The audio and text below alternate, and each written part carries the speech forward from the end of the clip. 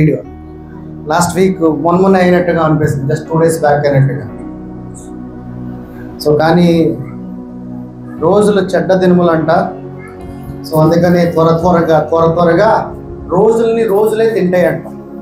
రోజులనే తింటాయి, సంవత్సరాలే భోజనం చేస్తాయంట. సో అట్లాగా అందుకనే సో మనం ఎప్పటికైనా సో రాకడ సమయం కల్లా మనం సిద్ధపాటు కలిగి ఉండాలి. ఏ రోజు ఏం జరుగుతుందో తెలియదు కాబట్టి ఎప్పుడు మనం సిద్ధపాటు కలిగి ఏ నిమిషానికైనా మనం ప్రభు చెంతకు చేరటానికి మనం సిద్ధపాటు కలిగి ఉండాలి. రేపు వస్తున్నారు కదా, సరే రేపు అందరూ వస్తున్నారా? అనౌన్స్ చేయలేదా? రైట్, సరే, ఓకే, రైట్.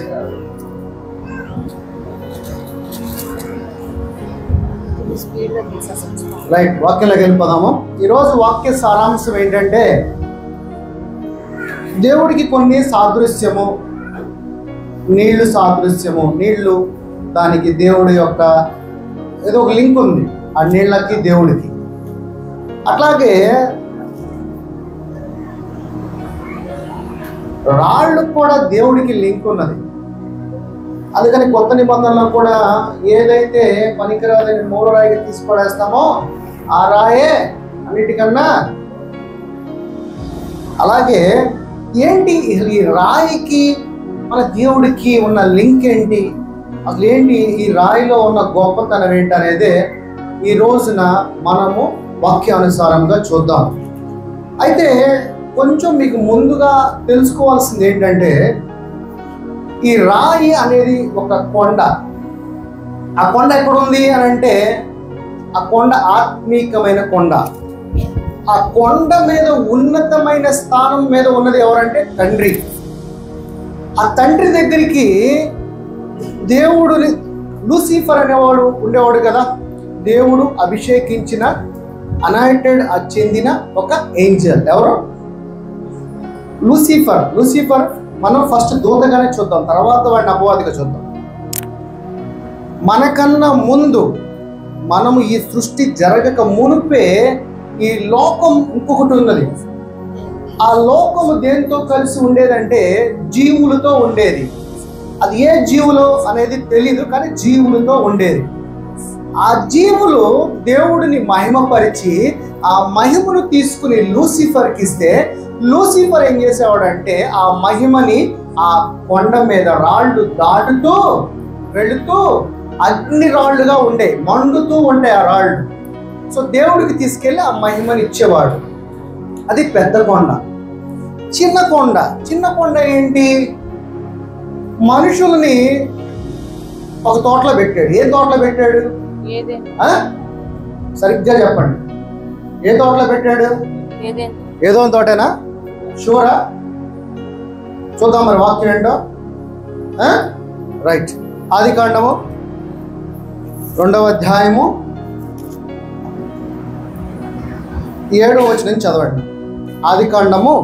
దేవుడైన యెహోవా నేల మంటితో నరుని నిర్మించి వాని నాసికా రంధ్రములో జీవవాయువును ఊదగా నరుడు జీవాత్మ ఆయను. అంటే మనిషి ఇక్కడ పుట్టాడు. తర్వాత దేవుడైన యెహోవా తూర్పున ఏదేనులో ఒక తోట వేసి. ఏంటంట? ఏదేనులో ఏం వేసాడంట? మరి ఇంత మీరేమన్నారు? ఏదేను అన్నారు కదా. ఏదేనులో ఒక తోట వేసాడంట.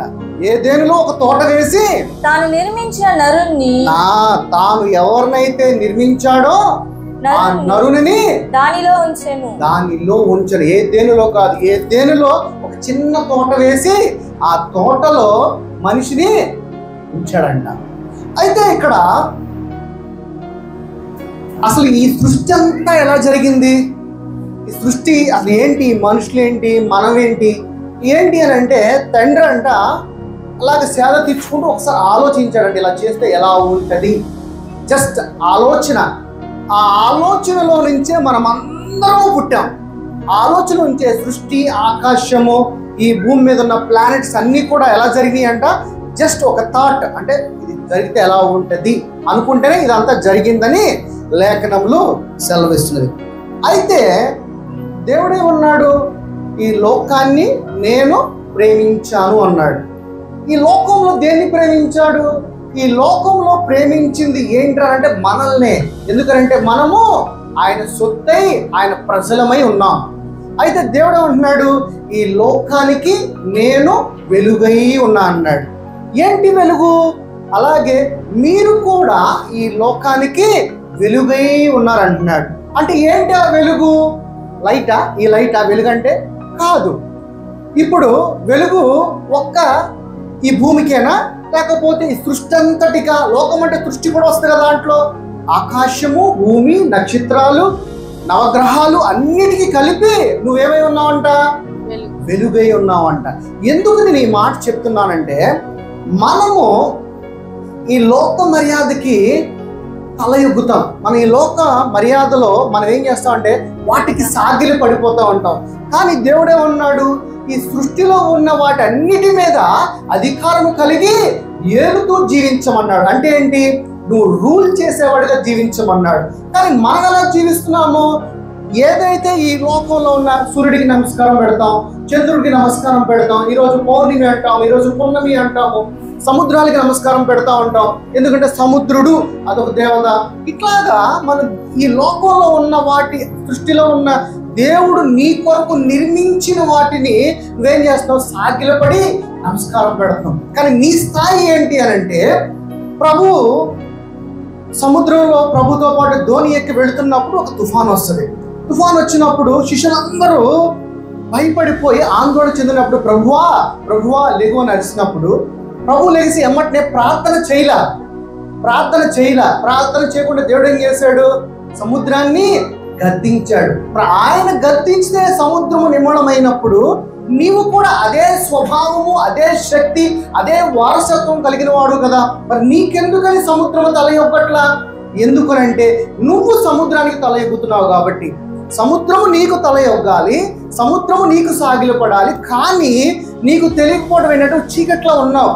నువ్వు ఎవరు అనేది ఆ సత్యమును నువ్వు అర్థం చేసుకోక, నీకున్న శక్తి ఏంటనేది నువ్వు తెలుసుకోకుండా నువ్వేమనుకున్నావు? నేను పెంట కుప్పని. ఇదే ఇదే ఇదే ఇదే విధంగా ప్రతి ఒక్కరు అనుకుంటా. కానీ దేవుడు అంటున్నాడు, నువ్వు పెంట కుప్ప కాదు, నువ్వు నా కుమారుడివి అంటున్నాడు. ఆయన కుమారుడు అన్నప్పుడు దేవుడు అన్నాడు, నువ్వు నా స్వరూపము అన్నాడు, నా పోలిక అన్నాడు. మరి ఆయన యొక్క గుణాతిశయములు నీలో ఉన్నప్పుడు, అదే శక్తి కూడా, అదే మాటలో శక్తి ఉన్నప్పుడు నిన్నేమంటున్నాడంటే అది పలుకు అంటున్నాడు. ఎందుకనంటే నీ నోటిలోనే జీవం ఉన్నది అంటున్నాడు. జీవం కలిగిన మాటలను నువ్వు ఎప్పుడైతే ఈ లోకంలో సూర్యుడైనా యెహోషువ ఏం చేశాడు? సూర్యుని ఆపాడా లేదా? ఎందుకని? ఆయన మాటలో శక్తి ఉన్నది. ఏలియా ప్రార్థన చేసి ఏమన్నాడు?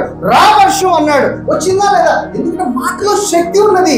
మనము ఆ శక్తిని ఉపయోగించుకోకుండా మనం ఏం చేస్తాం అంటే ఈ లోకంలో ఉన్న వాటి అన్నిటికీ, చెట్టుకి, పుట్టకి, వాటన్నిటికీ నమస్కారం చేస్తూ ఉంటాం. కానీ అవే నీకు నమస్కారం చేయాలి. ఎందుకంటే you are son of God. నువ్వు దేవుని పిల్లవాడివి.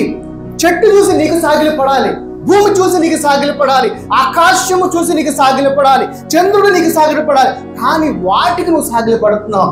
నువ్వు ఎప్పుడైతే నేను రూలర్ని, నేను దేవుని కుమారుని నువ్వు ఎప్పుడైతే తెలుసుకుంటావో అవి నీకు సాగిలపడటము ప్రారంభిస్తాయి. అందుకనే నువ్వు ఎవరనేది ముందు నువ్వు తెలుసుకోవాలి. ఎంత శక్తి కలిగిన వాడు అనేది నువ్వు తెలుసుకోవాలి. అయితే పోయిన వారం కూడా నేను కొద్దిగా చెప్పాను, దాన్ని కొంచెం వివరణ ఇస్తాను.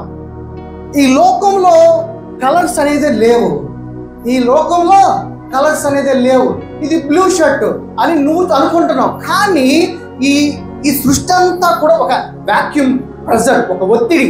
ఎలా చెప్పాలంటే మీకు ఒత్తిడినే ఉంటారు కన్నడలో? ఒత్తిడి, ప్రెజర్, ఒత్తడ, ఒక ప్రెజర్ మీద నడుస్తుంది. గ్రావిటీ పర్ మీద, ఆకర్షణ శక్తి మీద నడుస్తుంది. పైనుంచి వచ్చే వెలుగు రిఫ్లెక్ట్ అయి నీ కళ్ళ ఎదురుగా ఉన్నది ఏదైనా ఉంటే అది ఆ కలర్గా నీకు కనపడుతుంది. కానీ కలర్ అనేది ఈ లోకంలో లేదు. తర్వాత చదువుకున్న వాళ్ళు అయితే గనక అసలు ఈ కలర్స్ ఉన్నాయా లేవనేది గూగుల్ చేసుకోండి, గూగుల్లో మీకు వివరణ వచ్చేస్తుంది. ఒకటి పాయింట్. రెండోది ఏంటంటే ఈ లోకంలో ఇప్పుడు ఈ మైక్ ఉన్నది. ఇది ఒక పదార్థము. ఏంటిది? ఇది ఒక పదార్థం, ఇది ఒక పదార్థము. దీన్ని మ్యాటర్ అంటారు ఇంగ్లీష్లో. ఇది ఒక పదార్థము. ఇవంతా మనం వేసుకునే బట్టలతో సహా కూడా ఇది ఒక పదార్థం. ఈ పదార్థము ఎలాగ క్రియేట్ అవుతుంది అని అంటే ఒక ప్రెషర్, ఒక ఒత్తిడి వల్ల. ఒక ఒత్తిడి, ఎంత ఒత్తిడి అనేది ప్రెషర్ వస్తుందో అది ఒక మట్టిగా మారొచ్చు, ఒక చెట్టుగా మారొచ్చు, ఒక ఖనిజ సంపదగా. ఎందుకంటే ఖనిజ సంపదలో నుంచే కదా ఇవన్నీ పుట్టుకుంటూ వస్తున్నాయి. ఆ విధంగా మారుతుంది. ఇది మారుతుంది కదా, ఇది ఫైనల్గా నువ్వు టెస్ట్ చేస్తే దాంట్లో వచ్చేది ఏంటంటే ఫైనల్గా వెలుగు. ఆ ప్రెషర్ ఎంత కంప్రెషన్ అవుతూ ఉంటుందో అందులోంచి పుడతా ఉంటే మెటీరియల్స్ అంటే పదార్థాలు పుడతాయి. అదే ప్రెషర్ని కనుక నువ్వు కొంచెం రిలీజ్ చేసుకుంటూ వెళ్తూ ఉంటా అంటే ఫైనల్గా దాంట్లో నీకు కనపడేది ఏంటంటే వెలుగు, లైట్. అందుకని దేవుడు అన్నాడంటే ఈ లోకానికి నేను వెలుగై ఉన్నాను, మీరు కూడా ఈ లోకంలో వెలుగై ఉన్నారు అంటున్నాడు. అంటే ఈ పదార్థంలో ఉండేది ఏంటి? చివరికి లైట్. ఈ లైట్కి నువ్వేం చేస్తున్నావు అంటే ఆ పదార్థానికి నువ్వు తల ఎగ్గుతున్నావు. దేవుడు ఏం చెప్తున్నాడంటే నువ్వు వెలుగై ఉన్నావు కాబట్టి వెలుగుగా నా అధికారమును పొందుకుని నీవు ప్రతి దాని మీద అధికారము చేసి జీవించు అంటే. అందుకనే దేవుడు అంటున్నాడు ఇక్కడ నువ్వు ఉంటే నా రాజకుమారుడిగా జీవించు, నా కుమారుడిగా జీవించు అంటున్నాడు. మనము సత్యము తెలుసుకోక మనకున్న ఈ లోకంలో ఉన్న ఒత్తిళ్ళకి మనం ఏమైపోతున్నాం అంటే వాటికి సాగిలి పడిపోతున్నాం. అందుకనే వాక్యంలో ఏమున్నది? జీవం ఉన్నదంటున్నాడు, వాక్యంలో వెలుగు ఉన్నదంటున్నాడు, వాక్యంలో శక్తి ఉందంటున్నాడు. ఈ వాక్యము వెలుగై శక్తి కలిగి నీ హృదయంలోకి వెళ్ళినప్పుడు దేవుని యొక్క రాజ్యం ఎక్కడున్నది? పరలోక రాజ్యము పైన లేదు, ఆ రాజ్యము మనలోనే ఉన్నది. యేసు ప్రభువు నేను పైకి వెళ్ళి ఏం చేస్తా అన్నాడు? మీకోసము వెలుగు నివాస స్థలములు నేను నిర్మించి ఆ నివాస స్థలములు తీసుకుని వచ్చి మళ్ళీ నీలోనే పెడతా అన్నాడు. ఇదే ఆయన చిత్తము, ఇదే ఆయన యొక్క ప్రణాళిక, ఇదే ఆయన చేయదలుచుకోగలిగిన చిత్తము అన్నమాట. ఎందుకనంటే పరలోకములో ఉన్న పరలోక రాజ్యాన్ని భూలోకము, ఈ భూరాజ్యాన్ని రెండింటిని కలపటమే ఆయన యొక్క చిత్తం. ఈ రెండింటిని కలిపి ఎక్కడ పెడతాడంట? మనలోనే. ఆయన నీతి, ఆయన రాజ్యం ఎక్కడ ఉందంట? నీ హృదయంలోనే. నా హృదయంలో ఉండడం అంటే ఎస్, నీలోనే ఉన్నది, నీలోనే ఉన్నది. మామూలుగా హిందూస్ ఇలాగ స్టార్ వేస్తారు కదా, స్టార్ మంత్రాలు చేసేవాళ్ళు స్టార్ వేస్తారు కదా, సేమ్ అదే ఇమేజ్ ఇక్కడ ఉంటుంది, అదే ఇమేజ్ ఇక్కడ ఉంటుంది. ఇక్కడ ఉన్న ఆ పవర్ ఈ సృష్టి అంతటిని కూడా మేనేజ్ చేయగలుగుతుంది. ఎందుకనంటే దేవుడు ఏమన్నాడు? శక్తి ఉన్నాడు. శక్తే సమస్తము. జస్ట్ ఆకారాలు మనకు కనపడుతున్నాయి, దేవుడికి ఆకారం లేదు. మనలో ఆకారం కనపడుతుంది, కానీ మనలో బయట నుంచి వచ్చేది ఏంటంటే ఫైనల్గా శక్తే. ఇట్స్ అ పవర్, ఒక అగ్ని. ఈ రోజున అది 9 రాళ్ళు, 9 రాళ్ళు ఉన్నాయి. ఏంటి ఆ రాళ్ళు? 1వ రాయి ఏంటంటే హోలీ స్పిరిట్, 2వ రాయి ఏంటంటే యేసు ప్రభు, 3వ రాయి ఏంటంటే దేవుడు, 4వ రాయి ఏంటంటే 3 కాదు 4 రాళ్ళు, 4వ రాయి ఏంటంటే మనిషి. ఈ 4 రాళ్ళు కలిపితే 12 రాళ్ళు. ఏంటి ఈ 12 రాళ్ళకి ఈ సృష్టికి మనకి ఉన్న సంబంధం ఏంటనేది వాక్యానుసారంగా లోతుగా వెళ్ళి చూద్దాం. 1వ రాయి ఏంటి? హోలీ స్పిరిట్. హోలీ స్పిరిట్ అంటే రైచియస్, అంటే నీతిమంతుడిగా. తర్వాత ఇంకోటి ఏంటి? పీస్.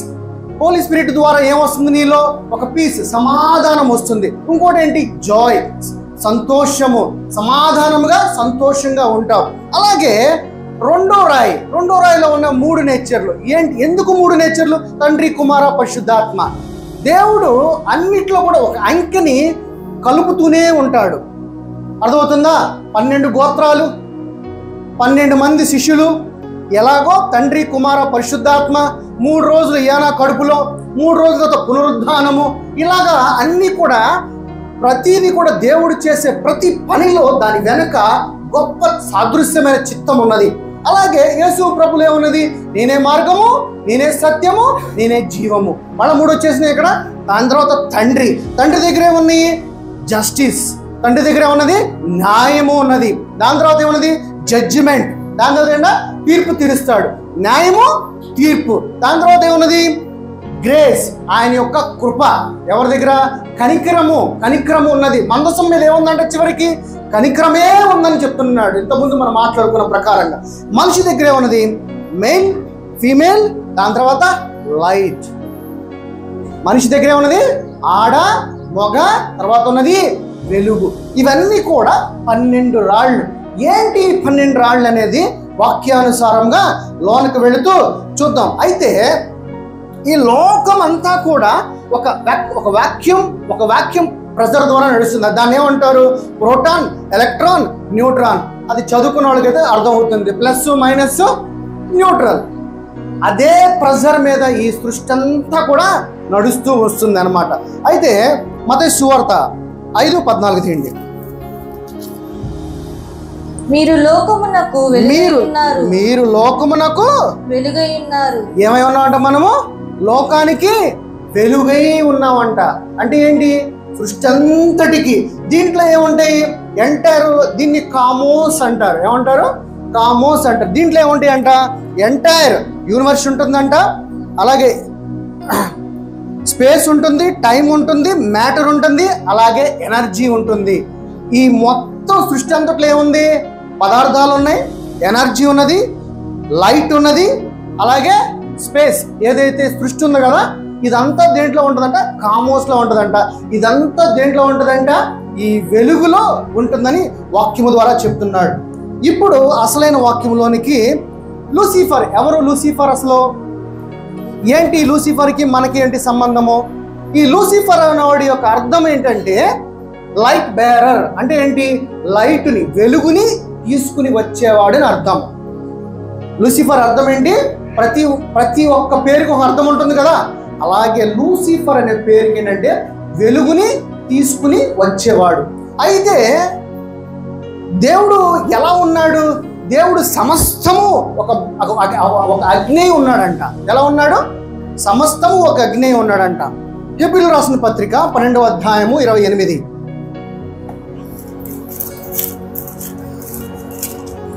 మీరు ఏంటో చాలా టాపిక్ బాగుంటది, వినండి శ్రద్ధగా. అందువలన మనము నిశ్చలమైన రాజ్యమును పొంది దైవ కృప కలిగి పొందుము. ఆ కృప కలిగిన వినయ భయభక్తులతో దేవునికి ప్రీతికరమైన సేవ చేయుదుము. దాని తర్వాత ఎలయనగా మన దేవుడు దహించు అగ్ని అయి ఉన్నాడంట. ఎలా ఉన్నాడంట? ఒక అగ్ని, ఒక మండే మంటలాగా ఉన్నాడంట. ఈ రోజున ఆ అగ్ని అనేది ఏంటి, ఎలా ఉండబోతున్నాడు ఆయన కూడా మనం చూద్దాం. ప్రకటన గ్రంథము 1:14.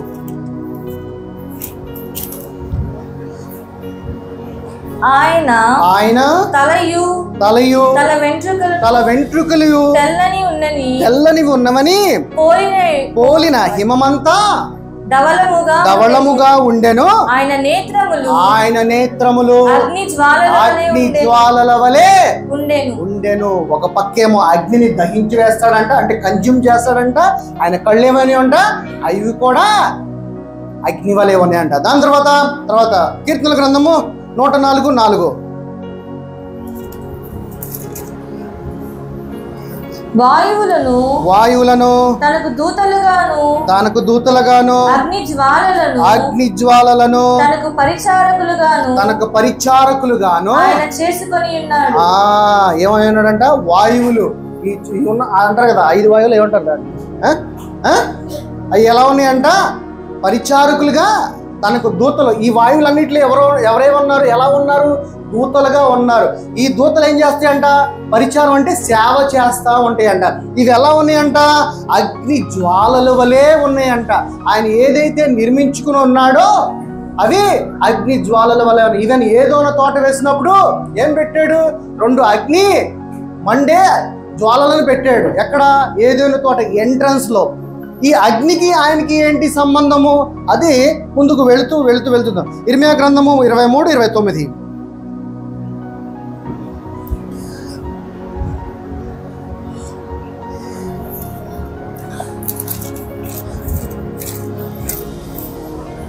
ఇర్మియా గ్రంథము 23, 29 నా మాట అగ్ని వంటిది కాదా? నా మాట అంటే ఇక్కడ ఏంటి? తండ్రి మాట కూడా ఏమై ఉందంట?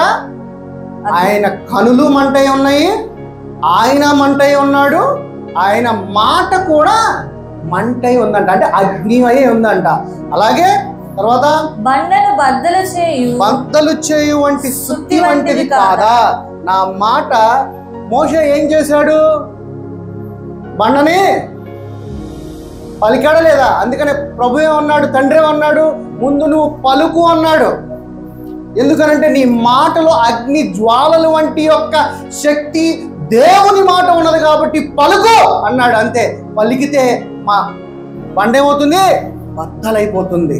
ఎందుకంటే దేవుని మాట కూడా అగ్ని ఉన్నది. అగ్ని అంటే ఇట్ ఈస్ అ పవర్. మనం ఒక అగ్ని ఉంటే మనం నిలబడగలమా?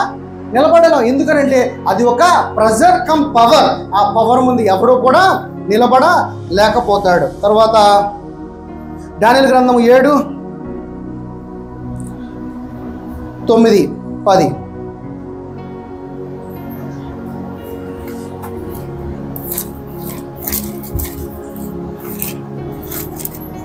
ఇంకా సింహాసనములను వేట చూచితిని, మహావృద్ధుడొకడు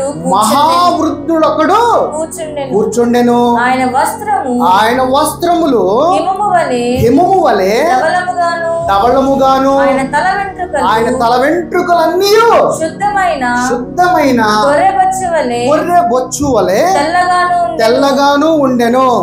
ఆయన సింహాసనము అగ్ని జ్వాలల వలె మండుచుండెను. దాని చక్రములు కూడా అగ్ని వలె ఉండెను. ఆయన కళ్ళు అగ్నివై ఉన్నాయి, ఆయన మాట అగ్ని ఉన్నాడు, ఆయన అగ్ని ఉన్నాడు. ఆయన కూర్చునే సింహాసనము అగ్ని ఉన్నది, ఆ సింహాసనము నడిచే చక్రములు కూడా అగ్నివై ఉన్నాయంట. 10 అగ్ని వంటి ప్రవాహము ఆయన యొద్ద నుండి ప్రవహించుచుండెను. వేవేల కొలది ఆయనకు పరిచారకులు, సేవ చేసే దేవదూతలు ఉన్నారు. తర్వాత కోట్ల కొలది మనుషులు ఆయన ఎదుట నిలిచిరి. తీర్పు తీర్చుటకై గ్రంథమును తెరవబడెను. ఇప్పుడు ఆ గ్రంథం మనకుందా లేదా? మనకి తీర్పు ఉందా? తీర్పు అయిపోయిందా? ఏమండి, ఉందా? అయిపోయిందా? తీర్పు అయిపోయింది. యేసు ప్రభువే ఆ తీర్పుకి ఈరోజు నుంచి నువ్వు ఫ్రీ, స్వతంత్రుడుగా జీవించు. జడ్జిమెంట్ అనేది ఈజ్ ఆల్రెడీ డన్. ఇది జరుగుతున్నది ఇప్పుడు, ఈ రోజు జరుగుతుందా? నిజమా? ఇది ఆల్రెడీ జరిగిపోయిందా? ఇది ఆల్రెడీ జరిగిపోయినది. ఒక సినిమా ఎక్కడో తీసి థియేటర్లో రిలీజ్ చేస్తే సినిమా ఆడుతుంది కదా, అలాగే మనం ఆడుతాం ఇక్కడ. అంతే. అదే సత్యము. ప్రభు ఏం చెప్తున్నాడంటే సత్యం తెలుసుకో. అందుకని అసలైన నీ సినిమా ఎక్కడైతే షూట్ చేశారు కదా, నీ ఆత్మ ద్వారా అక్కడికి వెళ్ళి అంటున్నాడు. రిలయం గోల్డ్కి వెళ్ళి అంటున్నాడు. ఆత్మీయమైన లోకంలోకి వెళ్ళి అంటున్నాడు. నువ్వు ఎప్పుడైతే దేవుని యొక్క ఆత్మగా జీవిస్తావో, నీ ప్రార్థనలో ఎడతెగక నువ్వు ప్రార్థన చేస్తావో, నీకు సంభవింపబోయే కూడా దేవుడు తెలియజేస్తాడు కదా, అట్లాగే వాటిని కూడా ఆపగలిగే శక్తి కూడా ఎక్కడుంది? నీవు ఆ లోకంలోకి వెళ్ళినప్పుడు. ఎలా వెళ్ళగలము? దానియేలు ఎక్కడికి వెళ్ళాడు? దానియేలుకి వచ్చిన అబుకద్నెజరుకి వచ్చిన కళని నెరవేర్చడానికి, కళని యొక్క సాదృశ్యమును చెప్పడానికి ఆయన ఎక్కడికి వెళ్ళాడు? ఆయన కూడా అదే కళలోకి వెళ్ళాడు. నిద్రపోయి అదే కళలోకి వెళ్ళాడు. చాలా మందికి నిద్రలో కళలు వస్తాయి అంటారు. ఏమొస్తాయి అంటారు? కళలు వస్తాయి అంటారు. కళల్లో దేవుడు నీకు బయలుపరుస్తాడు. అదే కళలో నుండి నువ్వు నిలబడి నువ్వు ప్రార్థన చేస్తే దాన్ని నువ్వంట సంభవింపబోయే కూడా జరుగు వాటన్నిటిని కూడా మనం ఆపవచ్చు అంట.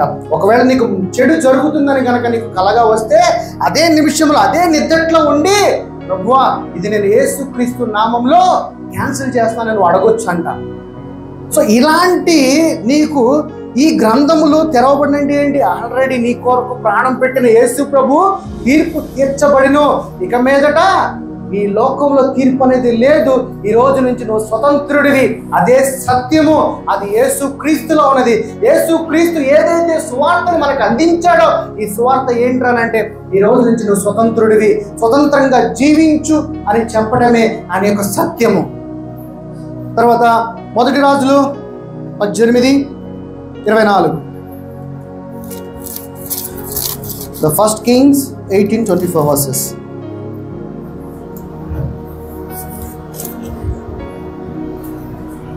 తరువాత మీరు మీ దేవతను పేరును బట్టి ప్రార్థన చేయుడి. నేనైతే యెహోవా నామమును బట్టి ప్రార్థన చేయుదును. ఏ దేవుడైనా కట్టెలను తగులుబట్టుట చేత ప్రత్యుత్తరం ఇచ్చునో ఆయనే దేవుడనని నిశ్చయించుదుము రండని ఏలియా మరలా జనులతో చెప్పగా ఆ జనులందరూ ఆ మాట మంచిదని ఏం జరిగిందంట? కట్టెలను తగలబెట్టారంట. ఏంటి తగలబెట్టడానికి వీరికి ఉన్నది? తగలబెట్టడం ద్వారా ఏం వస్తుంది? అగ్ని వస్తుంది. ఆ అగ్ని అంటే ఎవరు? దేవుడు. అందుకని ఇక్కడ ఏమంటున్నాడు? నిశ్చయముగా జనులతో చెప్పగా జనులందరూ ఆ మాట మంచిదని ప్రత్యుత్తరం ఇచ్చారు. ఏంటంటే దేవుడు అగ్నే ఉన్నాడు కాబట్టి, అగ్నే మాకు దగ్గరగా ఉంటున్నాడు కాబట్టి ఇది జరిగితే ఇది మంచిదని ప్రత్యుత్తరం ఇచ్చారంట. లేవియకాండము 9:24.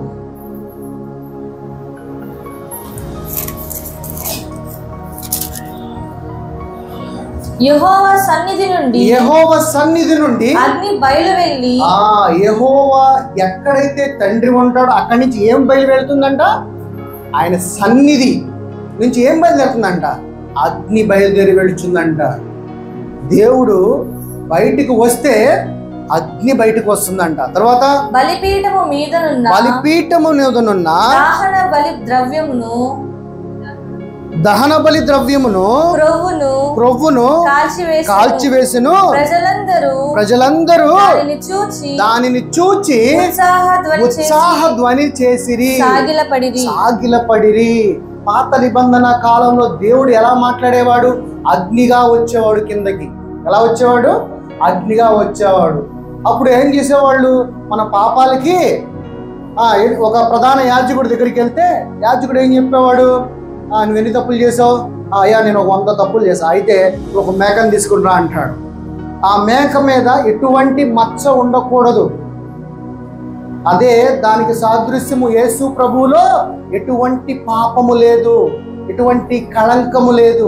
అలాగే యేసు ప్రభుకి సాదృశ్యముగా ఎటువంటి మచ్చ లేని మేకపిల్లని తీసుకుని రా అని ప్రధాన యాజకుడికి చెప్తే, ప్రధాన యాజకుడి దగ్గరికి ఎవడైతే పాపం చేసినవాడు ఉంటాడో ఆ పాపానికి పాప పరిహార నిమిత్తము 1 year, ఎంత సంవత్సరం పాటు నువ్వు ఎన్ని తప్పులనే చేసినా కానీ మచ్చలేని గొర్రె పిల్లని తీసుకొచ్చి ప్రధాన యాజకుడి దగ్గరికి వచ్చి ఇచ్చినప్పుడు ఆ ప్రధాన యాజకుడు ఏం చేసేవాడు? దానిని బలిగా అర్పించి దాని నుంచి వచ్చే రక్తం ఉంటది. మనల్ని దేంతో కొన్నాడు ప్రభువు? రక్తముతో కొన్నాడు. అదే పాత నిబంధన కాలంలో ఉన్న రక్తాన్ని తీసుకుని వెళ్ళి ఏం చేసేవాళ్ళంట?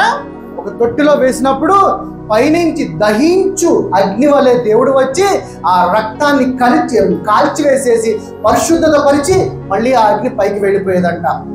ఈ విధంగా పాత నిబంధన కాలంలో అప్పుడు దేవుడు ఈ విధంగా తనను తను కనపరుచుకుంటూ మన పాపములు, ఆ రోజులో ఉన్న వారి పాపములన్నిటినీ కూడా దేవుడు సంహరిస్తూ వారిని పరిశుద్ధత పరుస్తూ వెళ్ళేవాడు. కానీ కొత్త నిబంధన కాలంకి వచ్చేపాటికి ఏంటంటే దేవుడు ఒక్కమారుగా తనను తానే అర్పించుకుని ఆయన రక్తముతో ఒక్కసారే మనలందరినీ కాపాడాడు అన్నమాట.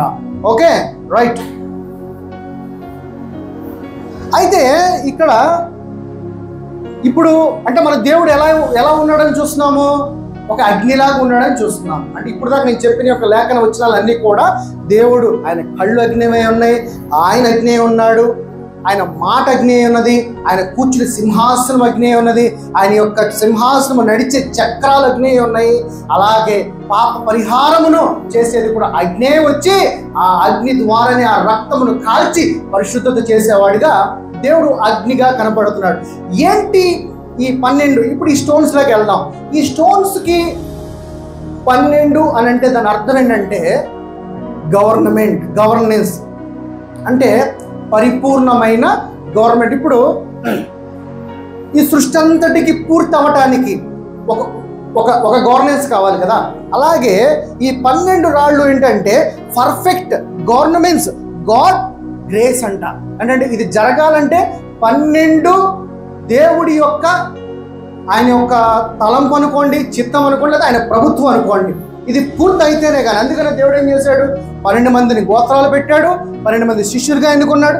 శిష్యులు 12 మందా? ఎంతమంది? 12 మంది. మరి చచ్చిపోయిన ఎవరికి ఇద్దాం? ఇప్పుడు 11 12 13 11 ఎందుకు అవుతారు?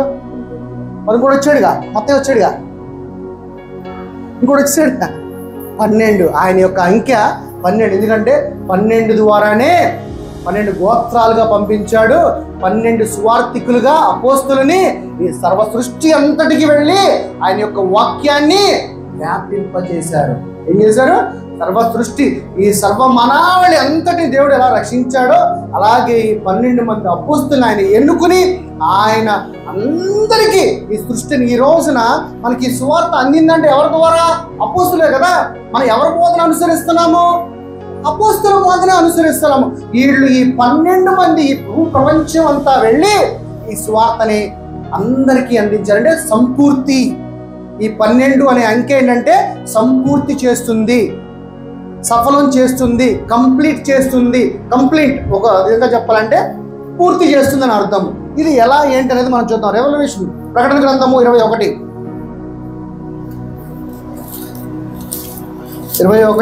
12.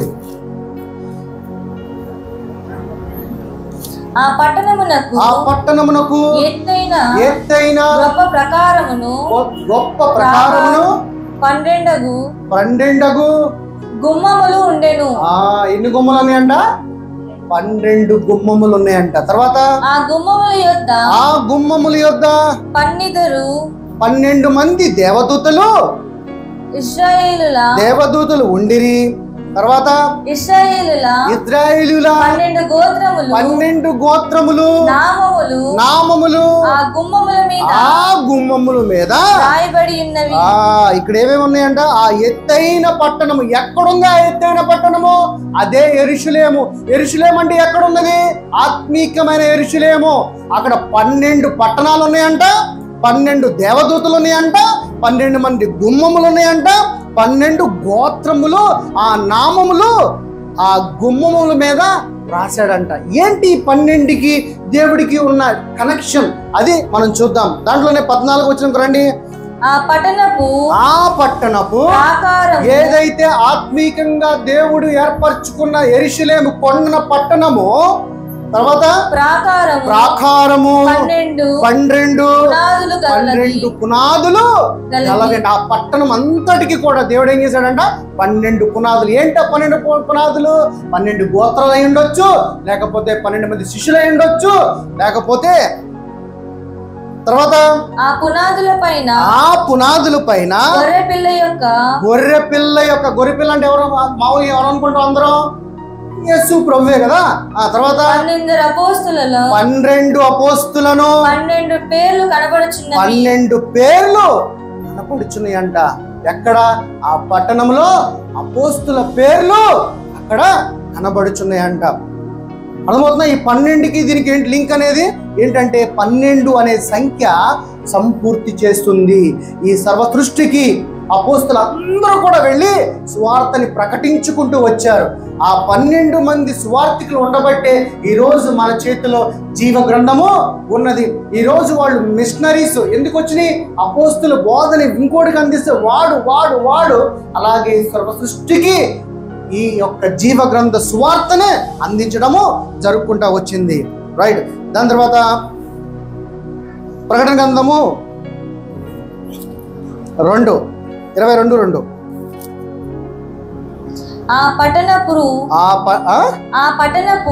పట్టణపు రాజవీధి మధ్యను ప్రవహించుట ఆ దూత నాకు చూపెను. తర్వాత ఆ నది యొక్క ఈవెలను ఆవలను జీవ వృక్షము ఉండెను. అది నెల నెలకు ఫలించుచు 12 సార్లు కాపులు కాస్తుందంట. మనకి ఎన్నిసార్లు కాస్తుంది? ఒక కాపు కాస్తే చెట్టుకి సంవత్సరానికి, కానీ నెల నెలకు ఆ జీవ వృక్షము నుండి 12 కాపులు. ఆ జీవ వృక్షమే యేసు ప్రభు. ఆ 12 కాపులే అపోస్తులైన దేవుడి యొక్క సువార్త కొరకు ఏర్పరచుకున్న ఆయన శిష్యులై ఈ సర్వ సృష్టికి వెళ్ళి ఏం చేశారంట? దేవుని యొక్క జీవ ఫలములను తీసుకొచ్చి వాక్యానుసారంగా ఈరోజు మీరు ఏదైతే వింటున్నారో, ఈరోజు ఏదైతే జీవకరమైన వాక్యాన్ని మీరు తింటున్నారో అదే ఆ జీవ వృక్ష ఫలము. ఏ జీవ వృక్ష ఫలము తిని ఆ లోకము నుంచి ఈ లోకంలో మనం వచ్చామో, ఆదాము తిన్న జీవ వృక్షం ద్వారా మనం ఎందులో పడిపోయామో? పాపములో పడిపోయాం. అదే ఇక్కడ ఈ జీవ వృక్షము నెల నెలకు 12 కాపులు కాసి ఈ వాక్యం అనే జీవమును తిని మళ్ళీ అదే ఆత్మీయమైన లోకంలోనికి మనం తీసుకుని వెళ్ళిపోవడానికి దేవుని యొక్క చిత్తము.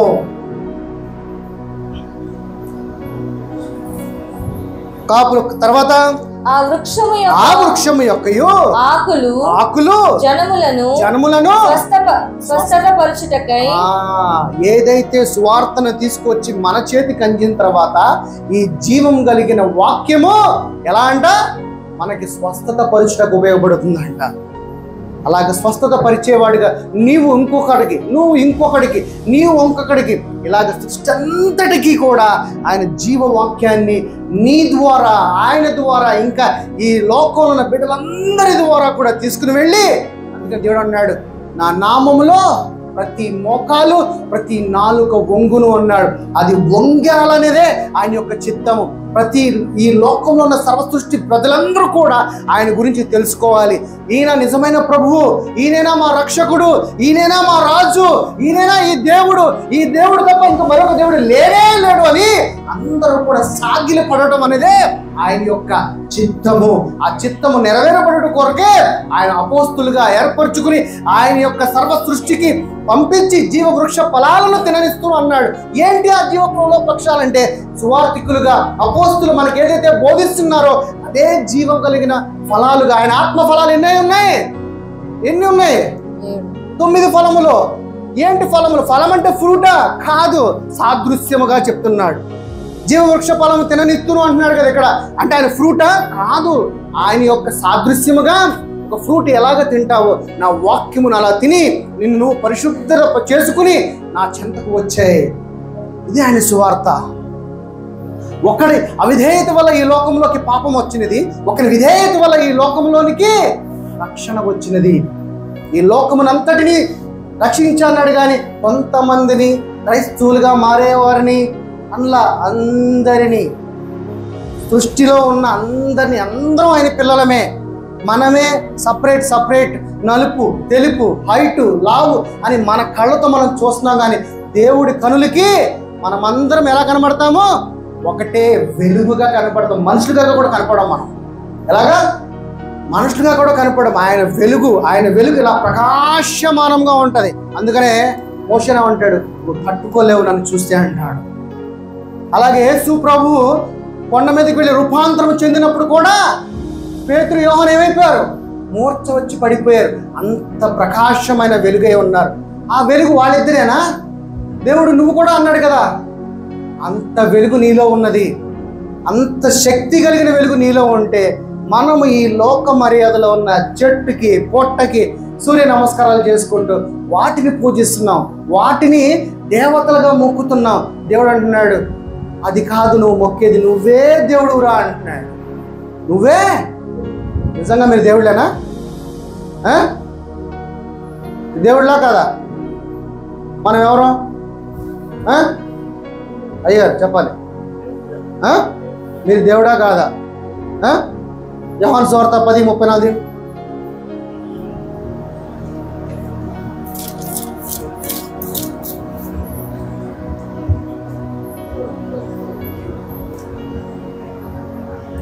అందుకు యేసు మీరు దయ్యములను మీరు కూడా దైవములని నేను అంటినని ఈ ధర్మశాస్త్రములో రాయబడి ఉండలేదా?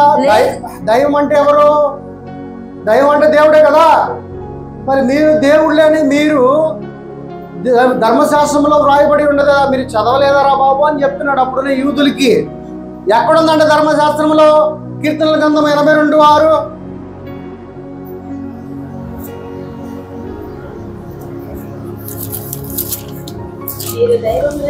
మీరు దైవములనియు మీరందరూ సర్వోన్నతుడిని కుమారులనియు నేనే సెలవిచ్చుచున్నాను. ఏమేమన్నా ఇప్పుడు మనం అందరము దేవుళ్ళై ఉన్నామంట. ఎప్పుడవుతావు నువ్వు దేవుడివి?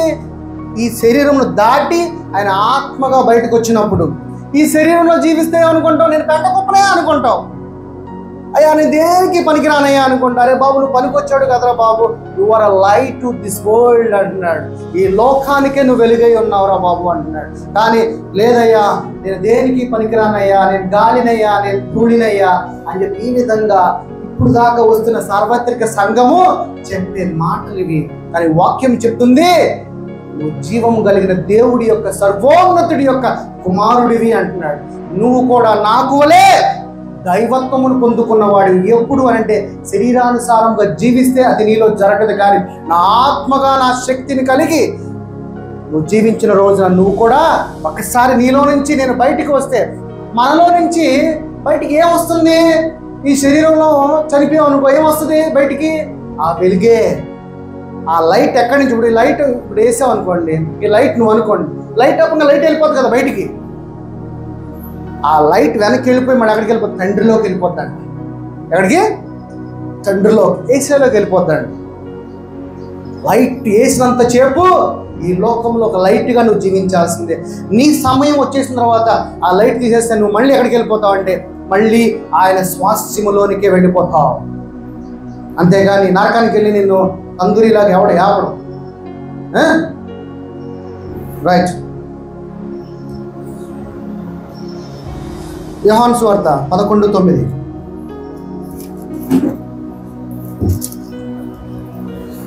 యోహాను సువార్త. అందుకు యేసు పగలు 12 గంటలు ఉన్నవి కదా. ఒకటి పగటి వేళ గడిచిన ఎడల ఈ లోకపును వెలుగును చూచును గనుక తోట్రుపడును. ఎన్ని ఉన్నాయంట? 12 గంటలు ఉన్నాయంట.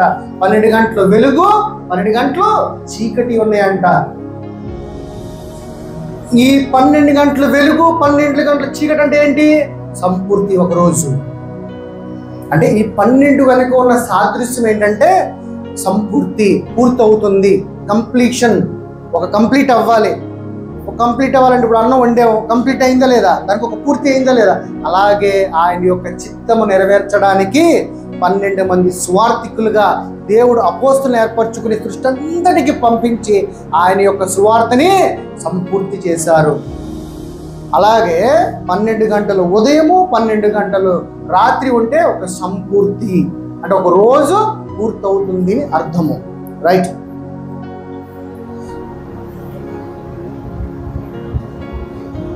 యెహోషువ 3:12. త్వరగా.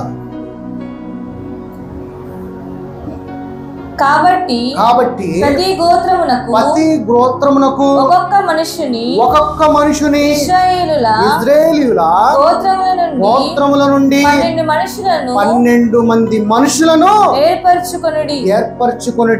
ఏంటి 12 గోత్రములు? 12 గోత్రములను ఏర్పరచుకొనుడి అంటున్నాడు. అపోస్తుల కార్యం 7:8.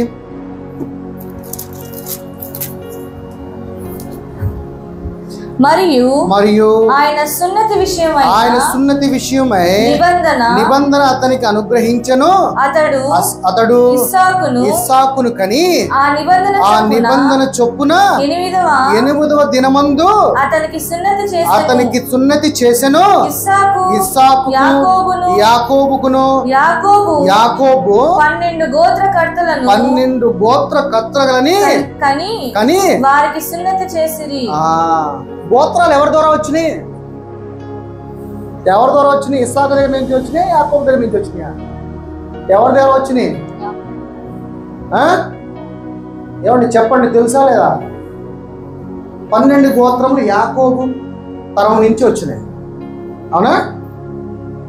ఇస్సాకు దగ్గర నుంచి రాలా, యాకోబు దగ్గర నుంచి వచ్చింది. అందుకనే చెప్తున్నాడు, ఇందులో మీరు చదివిందంటే ఆన్సర్ ఉంది. యాకోబు 12 గోత్రాల కర్తలను కని వారికి సున్నతి చేసెను. యాకోబు సంతానం 12 మంది, ఆ గోత్రములకి కర్తలుగా హెడ్లుగా ఉంచి వాళ్ళకి గోత్రం ఇచ్చాడంట. అదవుతుందా? అక్కడ నుంచి స్టార్ట్ అయిన ఈ గోత్రములన్నీ కూడా ఆ గోత్రంలో నుంచి వచ్చిన వాడే. ఎవరు? యూదా గోత్రపు సింహము అంటాం కదా. ఎవరైనా రాజులకు రాజు, ప్రభువులకు ప్రభువు, మన రక్షకుడైన యేసయ్య ఆ గోత్రం నుంచి వచ్చిన వాడే. అదవుతుందా?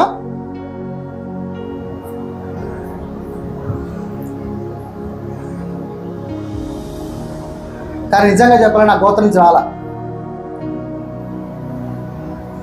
అది వేరే టాపిక్. మెల్కీసెదెకు తెలుసా మీకు? మెల్కీసెదెకు కూడా ఒక డిఫరెంట్ వ్యక్తి. అతనికి గోత్రం లేదు. మెల్కీసెదెకే అబ్రహాము 10వ వంతు ఇచ్చేవాడు. మెల్కీసెదెకు ఎలా వచ్చాడో తెలియదు ఎవరికి. మెల్కీసెదెకు ఎలా వచ్చాడో ఎవరికి తెలియదు. కానీ మెల్కీసెదెకు ఒక ప్రధాన యాజకుడుగా తన యొక్క ధర్మమును నిర్వర్తించేవాడు, ఒక ప్రధాన యాజకుడుగా. అయితే యేసు ప్రభు మెల్కీసెదెకుని సాదృశ్యంగా చెప్తాడు. ఎందుకనంటే ఈ ప్రధాన యాజకులుగా ఉండాలంటే యేసు ప్రభు ఎవరు? ఆయన కూడా ఒక ప్రధాన యాజకుడే. కానీ ఆ ప్రధాన యాజకుడి స్థానంలో నిలబడి ఆ యొక్క కార్యక్రమాలు నిర్వర్తించాలంటే లేవి కాండము నుంచే రావాలి ఎవడొచ్చినా కానీ. ఇప్పుడు పూజారులు ఎలాగా? బ్రాహ్మణులు ఎక్కడి నుంచి వచ్చారు? బ్రాహ్మణుల నుంచే కదా వచ్చిన వాడు. మంత్రాలు చదివి గోత్రాలు ఏది చేస్తూ ఉంటాడు కదా. అంటే ఆ యొక్క కులంలో నుంచే రావాలి, ఆ యొక్క గోత్రంలో నుంచే. అలాగే అప్పుడున్న ప్రధాన యాజకులుగా, గుళ్ళు పరిచారకర్తకులుగా ఉండేవాళ్ళు అందరూ కూడా లేవి గోత్రం నుంచి, అంటే లేవి కాండము నుంచే రావాలి. ఆ గోత్రంలో ఉన్న కుటుంబీకులే ఈ ధర్మకర్తలుగా, గుడులు నడిపించేవాళ్ళుగా ఉండాలి. అప్పుడు యూదులు వచ్చి యేసు ప్రభువుని అడుగుతారు, బాబు నువ్వు లేవీయుడు కాదు కదా, నువ్వు లేవి గోత్రం నుంచి రాలేదు కదా అన్నప్పుడు యేసు ప్రభు ఏమంటాడంటే మెల్కీసెదెకుని గుర్తు చేస్తాడు. మెల్కీసెదెకు ఏ గోత్రం ఉందని ప్రధాన యాజకుడుగా అబ్రహాం అంటే ఎవరు? అబ్రహాం అంటే దీవించబడినవాడు, అనాయింటింగ్ చెందినవాడు, వాగ్దానమును నెరవేర్చుకున్నవాడు. ఆయనే దేవునితో నడిచిన వాడు దేవుని సన్నిధిలో. ఆయన 10వ వంతు ఎవరికి ఇస్తున్నారు? మెల్కీసెదెకుకి ఇస్తున్నారు కదా. అందుకనే నేను కూడా ఈ రోజున ప్రధాన యాజకుడుగా, ధర్మకర్తగా ఉండొచ్చని మెల్కీసెదెకుని జ్ఞాపకం చేస్తాడు. యాక్చువల్గా అది వేరే టాపిక్, మీకు తెలియటం కోసం చెప్పాను నేను. రైట్, ఇప్పుడు చదువు, అది అయిపోయింది కదా. ఆదికాండము 17:20.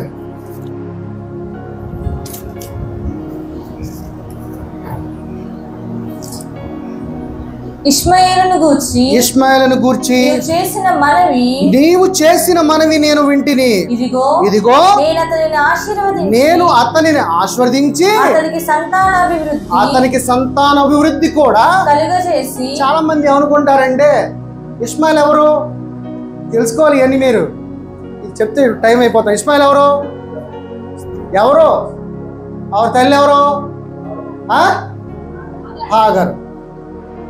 కానీ చాలా మంది ఏమనుకుంటారు, ఇస్సాకునే దేవుడు దీవించాడు అనుకుంటారు. ఎవరిని?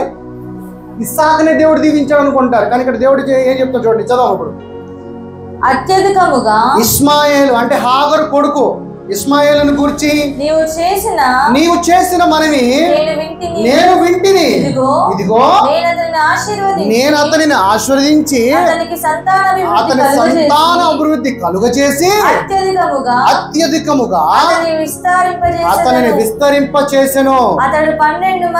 అతడు 12 మంది రాజులను కనును. ఆయన కూడా 12 మంది రాజులను కనును. చాలా మంది అనుకుంటారు దాసి కుమారుడు ఇష్మాయేలు వాళ్ళని ఎటువంటి ఆశీర్వాదం దక్కలేదు అనుకుంటారు. కానీ ఇక్కడ దేవుడు అంటున్నాడు 12 రాజులు నీ తరము నుంచి నీలో నుంచి వస్తాయి, నేను ఆశీర్వదిస్తానని దేవుడు అతనితో వాగ్దానము చేస్తున్నాడు. ఇటు 12 గోత్రములు, ఇటు 12 మంది రాజులు, ఇటు గోత్రకర్తలు, ఇటు పక్కన రాజులు. దేశాన్ని వేలే రాజులను ఆశీర్వదిస్తాను, దీవిస్తానని చెప్తున్నాడు దేవుడు. అంటే 12 అనే సరి సంఖ్యకి విధంగా ఉండే విధంగా నేను చెప్తున్నాను ఇది. ఓకేనా? సంఖ్యాకాండము 17:2.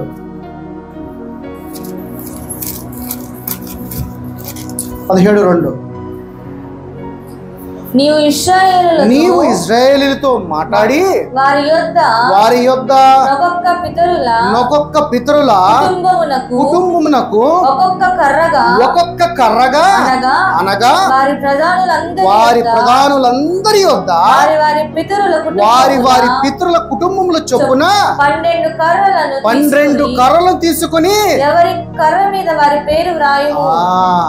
ఎవరి కర్ర, ఈ గోత్రములు ఉండే వాళ్ళ దగ్గర 12 గోత్రకర్తల దగ్గర 12 కర్రలు ఇచ్చి ప్రతి కర్ర మీద వారి పేరును రాయను. ఏంటి వారి పేర్లు అని అంటే, ఏదైతే గోత్రాలు ఉన్నాయి గోత్రాల పేర్లు తెలుసా మీకు? తెలుసా? చెప్పమ్మా.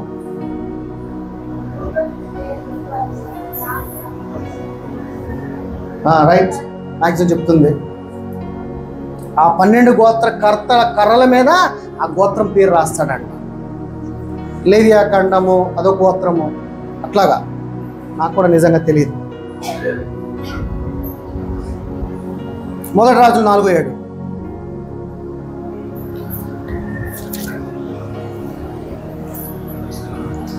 ఇశ్రాయేలీయులందరి మీద సొలొమోను 12 అధికారులను నియమించెను. వీరు రాజునకు అతని ఇంటి వారికి ఆహారము సంగ్రహము చేయువారు. సంవత్సరమందు ఒక్కొక్క నెలకు వారిలో ఒక్కొక్కడు ఆహారమును సంగ్రహమును చేయుచుండెను.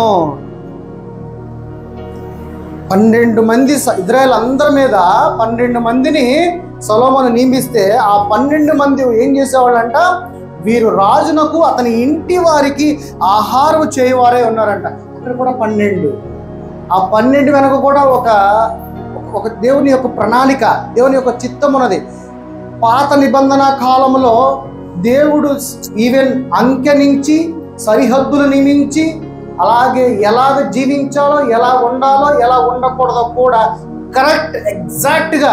ఇప్పుడు ఈ బిల్డింగ్ కడితే ఎలాగ అనుకుంటాం, మనం మెజర్మెంట్ వేసుకుంటాం కదా, అలాగే దేవుడు మెజర్మెంట్ వేస్తే ఆ మెజర్మెంటు ఎక్కడ కూడా ఇదవ్వదు. మోషే ధర్మశాస్త్రం చేసిన మందసం చేసినప్పుడు దేవుడు ఏం చెప్తాడు, ఎన్ని పువ్వులు ఉండాలో ఎన్ని పువ్వులు ఉండకూడదు, ఆ పువ్వు ఎలా ఉండాలో కూడా చెప్తాడు. అది బైబిల్లో కరెక్ట్గా ఉన్నాయి, ఎగ్జాక్ట్ మెజర్మెంట్. అలాగే ఈ 12 వెనక మెజర్మెంట్ వెనక కూడా ఏదో ఆయన చిత్తం ఉన్నది. అది ఈరోజు చూద్దాం. 1 రాజులు 10:20.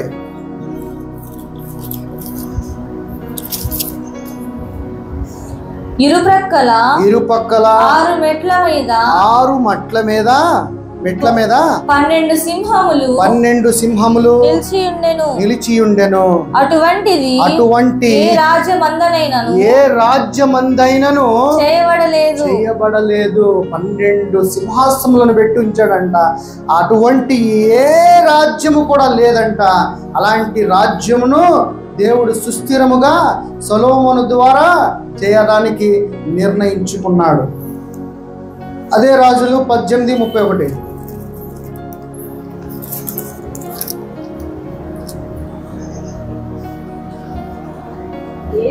యెహోవా వాక్కు ప్రత్యక్షమై నీ నామమును ఇశ్రాయేలులకు గనిని వాగ్దానము నొందిన యాకోబు సంతతి గోత్రముల లెక్క చొప్పున 12 రాళ్లను తీసుకుని ఆ రాళ్ల చేత యెహోవా నామమున బలిపీఠమును కట్టించి దాని చుట్టూ 2 మానికల గింజలు పట్టునంత లోతుగా కందం ఒకటి త్రవ్వించెను. ఎన్ని రాళ్ళంట? 12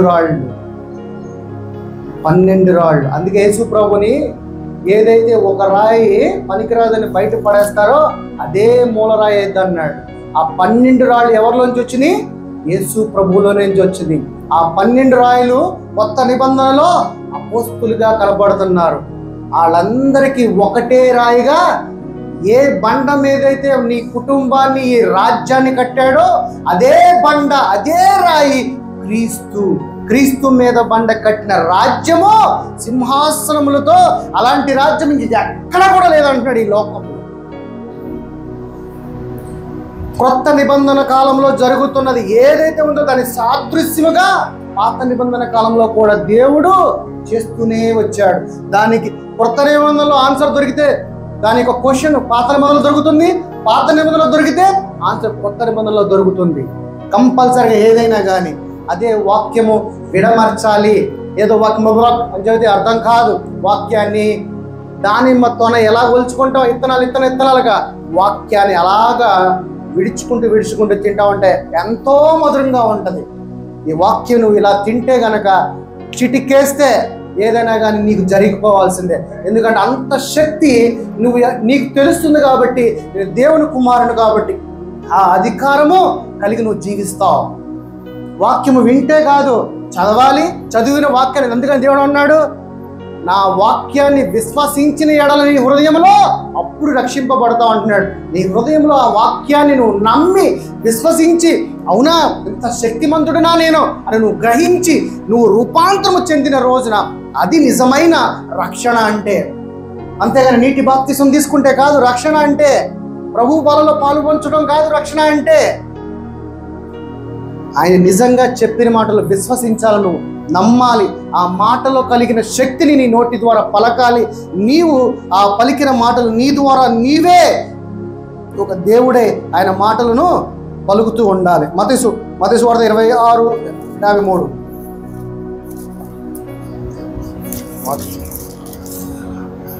మత్తయి వార్త 26. ఈ సమయమున నేను నా తండ్రిని వేడుకొనలేననియు వేడుకొనిన ఎడల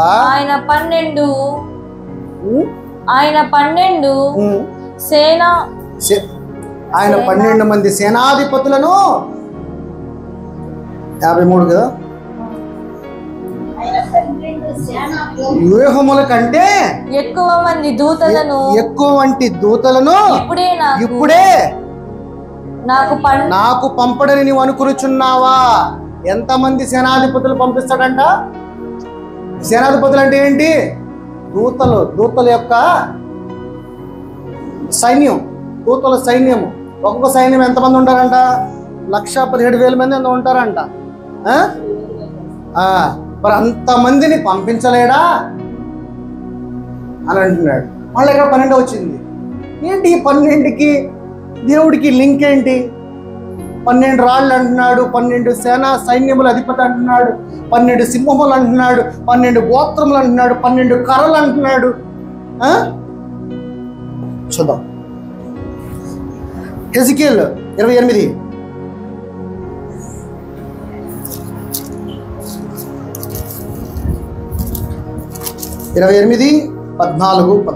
నుంచి 16 వరకు.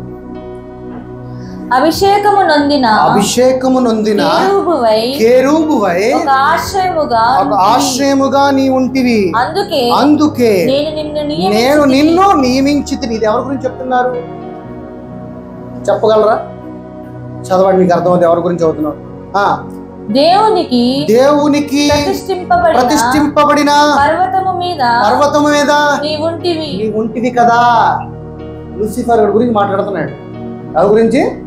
లూసిఫర్ గురించి. ఆ తర్వాత కాలుచున్న రాళ్ల మధ్యన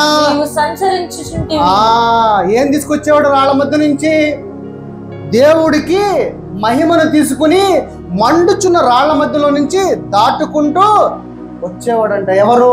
లూసిఫర్. తర్వాత నీవు నియమింపబడిన దినము మొదలుకుని పాపము నీ యందు కనబడు వరకు ప్రవర్తన విషయంలో నీవు నీలో పాపం పుట్టనంత మటుకు కూడా నీవు నా మహిమను, ఆ పరిశుద్ధమైన రాళ్ళు, మండుచున్న రాళ్ళను దాటుతూ వస్తున్నప్పుడు నువ్వు యథార్థవంతుడిగా ఉంటివి కదా అన్నాడు. తర్వాత అయితే నీకు కలిగిన విస్తారమైన వర్తకము చేత లోపల నీవు అన్యాయమును, నేనే ఈ మహిమను తీసుకుంటే నేనే ఈ కొండ మీద దేవుడిగా ఉంటాను కదా. తర్వాత పాపము చేచు వచ్చితిని గనక దేవుని పర్వతము మీద నుండి నీ ఉండకుండా నేను నిన్ను అపవిత్రపరిచితినని ఆశ్రయముగా ఉన్న కేరూబు కాళ్ళచున్న రాళ్ల మధ్యన నీవు ఇంకను సంచరించవు, నిన్ను నాశనమును చేసేదను. ఎందుకనంటే వాడిలో ఆ తలంపు ఏమొచ్చింది?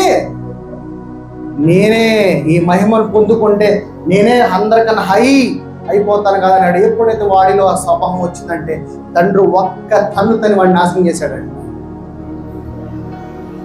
అందుకని భూమి గుండ్రంగా ఉంటుందా, నిరాకారంగా ఉంటుందా? గుండ్రంగా ఉంటది. అది ఎలా ఉందా, ఇలా ఉందా? ఎక్స్క్యూజ్ మేడం, ఎలా ఉంది భూమి? ఇలా బెండే ఉంటది. దాన్ని ఏమంటారు ఇంగ్లీష్లో? భూమి గుండ్రంగా తన స్థితిలో ఉన్నప్పుడు ఒక్క తన్ను తన్నప్పుడు లూసిఫర్ ఎక్కడ పడ్డాడు? భూమి మీద పడ్డాడు. భూమి ఆ భూమి ఉండే స్థానము ఇలా బెండే ఉంటది. ఎందుకంటే వాడు దడేలను పడ్డాడు కాబట్టి తన పొజిషను మారింది. ఇది చెప్తే వాక్యం ఎప్పుడో చెప్పింది, కానీ నమ్మం మనం. ఈ సైంటిస్టులు చెప్తేనే నమ్ముతారు. ఎవరు చెప్తే? సైంటిస్టులు చెప్తేనే నమ్ముతారు. కానీ బైబిల్ చెప్తే ఎవడో నమ్మడు. ఆకాశంలో నీళ్ళు ఉన్నాయని మొన్న ఈ మధ్య మన ఇంటి వాడు పంపితే దాన్ని నమ్ముతాం. బైబిల్ చెప్తే నమ్మం. అది బైబిల్లో సమస్తం ఉంది. సృష్టి గురించి సమస్తం ఉన్నది. మీరు తెలుసుకోవాలంటే యోబు గ్రంథం ఒక 20 సార్లు చదవండి మీరు. ఏ గ్రంథం? యోబు గ్రంథం.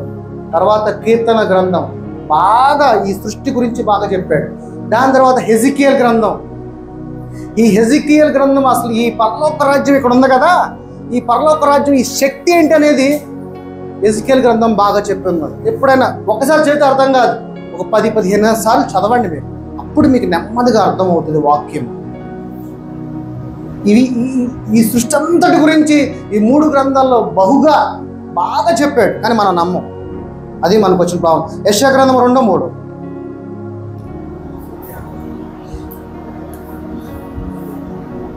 ఆ కాలమున సియోనులో నుండి ధర్మశాస్త్రము యెరూషలేములో నుండి యెహోవా వాక్కు బయలు వెళ్ళెను. తర్వాత జనములు గుంపులుగా వచ్చి యాకోబు దేవుని మందిరమునకు యెహోవా పర్వతమునకు వెళ్ళుదము రండి. ఆయన తన మార్గముల విషయమై మనకు బోధించును. మనము ఆయన త్రోవలలో నడుచుదుమని చెప్పుకొందురు.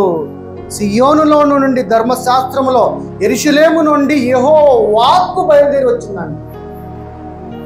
ఆ వాక్య ఈ సువార్త. ఈ రోజున గుంపులుగా మందిరమునకు యెహోవా పర్వతమునకు వెళుదము రండి. ఆయన తన మార్గముల విషయమే మనకు బోధించును. మనము ఆయన త్రోవలలో, మన త్రోవలో కాదు మనం నడవాల్సింది, దేవుని త్రోవలో మనం నడవాలి. మన త్రోవ అంతా ఈ లోకము, ఈ లోకంలో ఉన్న వాటి మీదే మన త్రోవ, మన ఆలోచనలు, మన అభిరుచులు ఉంటాయి. కానీ ఆయన త్రోవలలో మనం నడుద్దాము అని చెప్పుకున్నారంట. ఈ రోజున గుంపులుగా మనం కూడా ఇలా సంఘముగా ఏర్పడి యెహోవా వాక్కు, యేసయ్య వాక్కు ఏదైతే స్వార్థగా ఇచ్చాడో ఆయన స్వార్థ అనే త్రోవలో మనం నడిస్తే, అందుకే ఏమన్నాడు, నేనే మార్గము, నా మార్గము ద్వారానే. ఇప్పుడు పరలోకాలు ఎన్ని ఉన్నాయి? 3 పరలోకాలు అంటారు కదా. యేసు ఇప్పుడు మరి మనం దేవుని పిల్లలం కదా, అంతే కదా. మరి దేవుని పిల్లలుగా ఉన్నప్పుడు మనము ఆయన ఆత్మగా పరదేశి వరకు వెళ్ళొచ్చు. యేసు ప్రభు చనిపోతున్నప్పుడు ఆయనతో పాటు 2 ఉంటారు కదా. ఏమంటాడు? ఈరోజు నాతో పాటు నీవు కూడా నేను జ్ఞాపకం చేసుకుంటాను, నాతో పాటు పరదేశిలో ఉంటా అంటాడు. యేసు ప్రభు ఏంటి నేనే మార్గము అన్నాడు? ఏంటి ఆ మార్గము? ఎక్కడికి? పరదేశిగా కాదు, తండ్రి దగ్గర అనేకమైన నివాస స్థలములు ఉన్నాయంట. అదొక రోజు చూద్దాం. ఆకాశాలు 3, దీని గురించి అది వండర్ఫుల్ టాపిక్.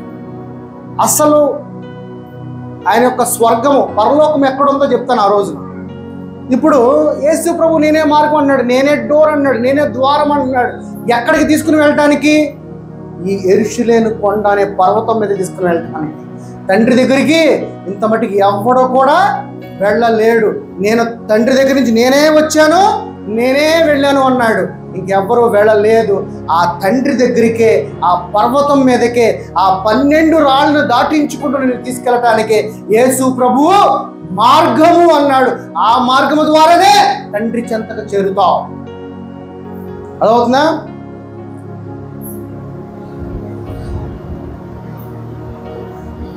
ఆదికాండం 2:7-8 మనం చదివేసామా?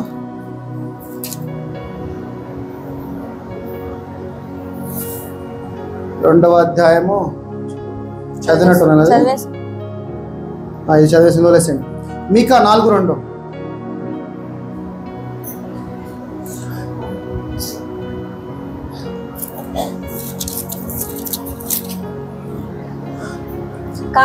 కాబట్టి ఆ కాలమున అన్యజనులు అనేకులు వచ్చి సియోనులో నుండి ధర్మశాస్త్రమును యెరూషలేములో నుండి యెహోవా వాక్కు బయలు వెళ్ళెను. ఎక్కడనంట? సియోను నుండి. సియోన్ అంటే ఏంటి? తండ్రి ఉండే పర్వతం నుంచి, యెరూషలేము నుండి యేసు ప్రభు ద్వారా ఒక వాక్కు ఏంటి? ఈ రోజు నీ సువార్త బయలు వెళ్ళుచున్నది. తర్వాత యాకోబు దేవుని మందిరమునకు యెహోవా పర్వతమునకు వెళుదుము రండి.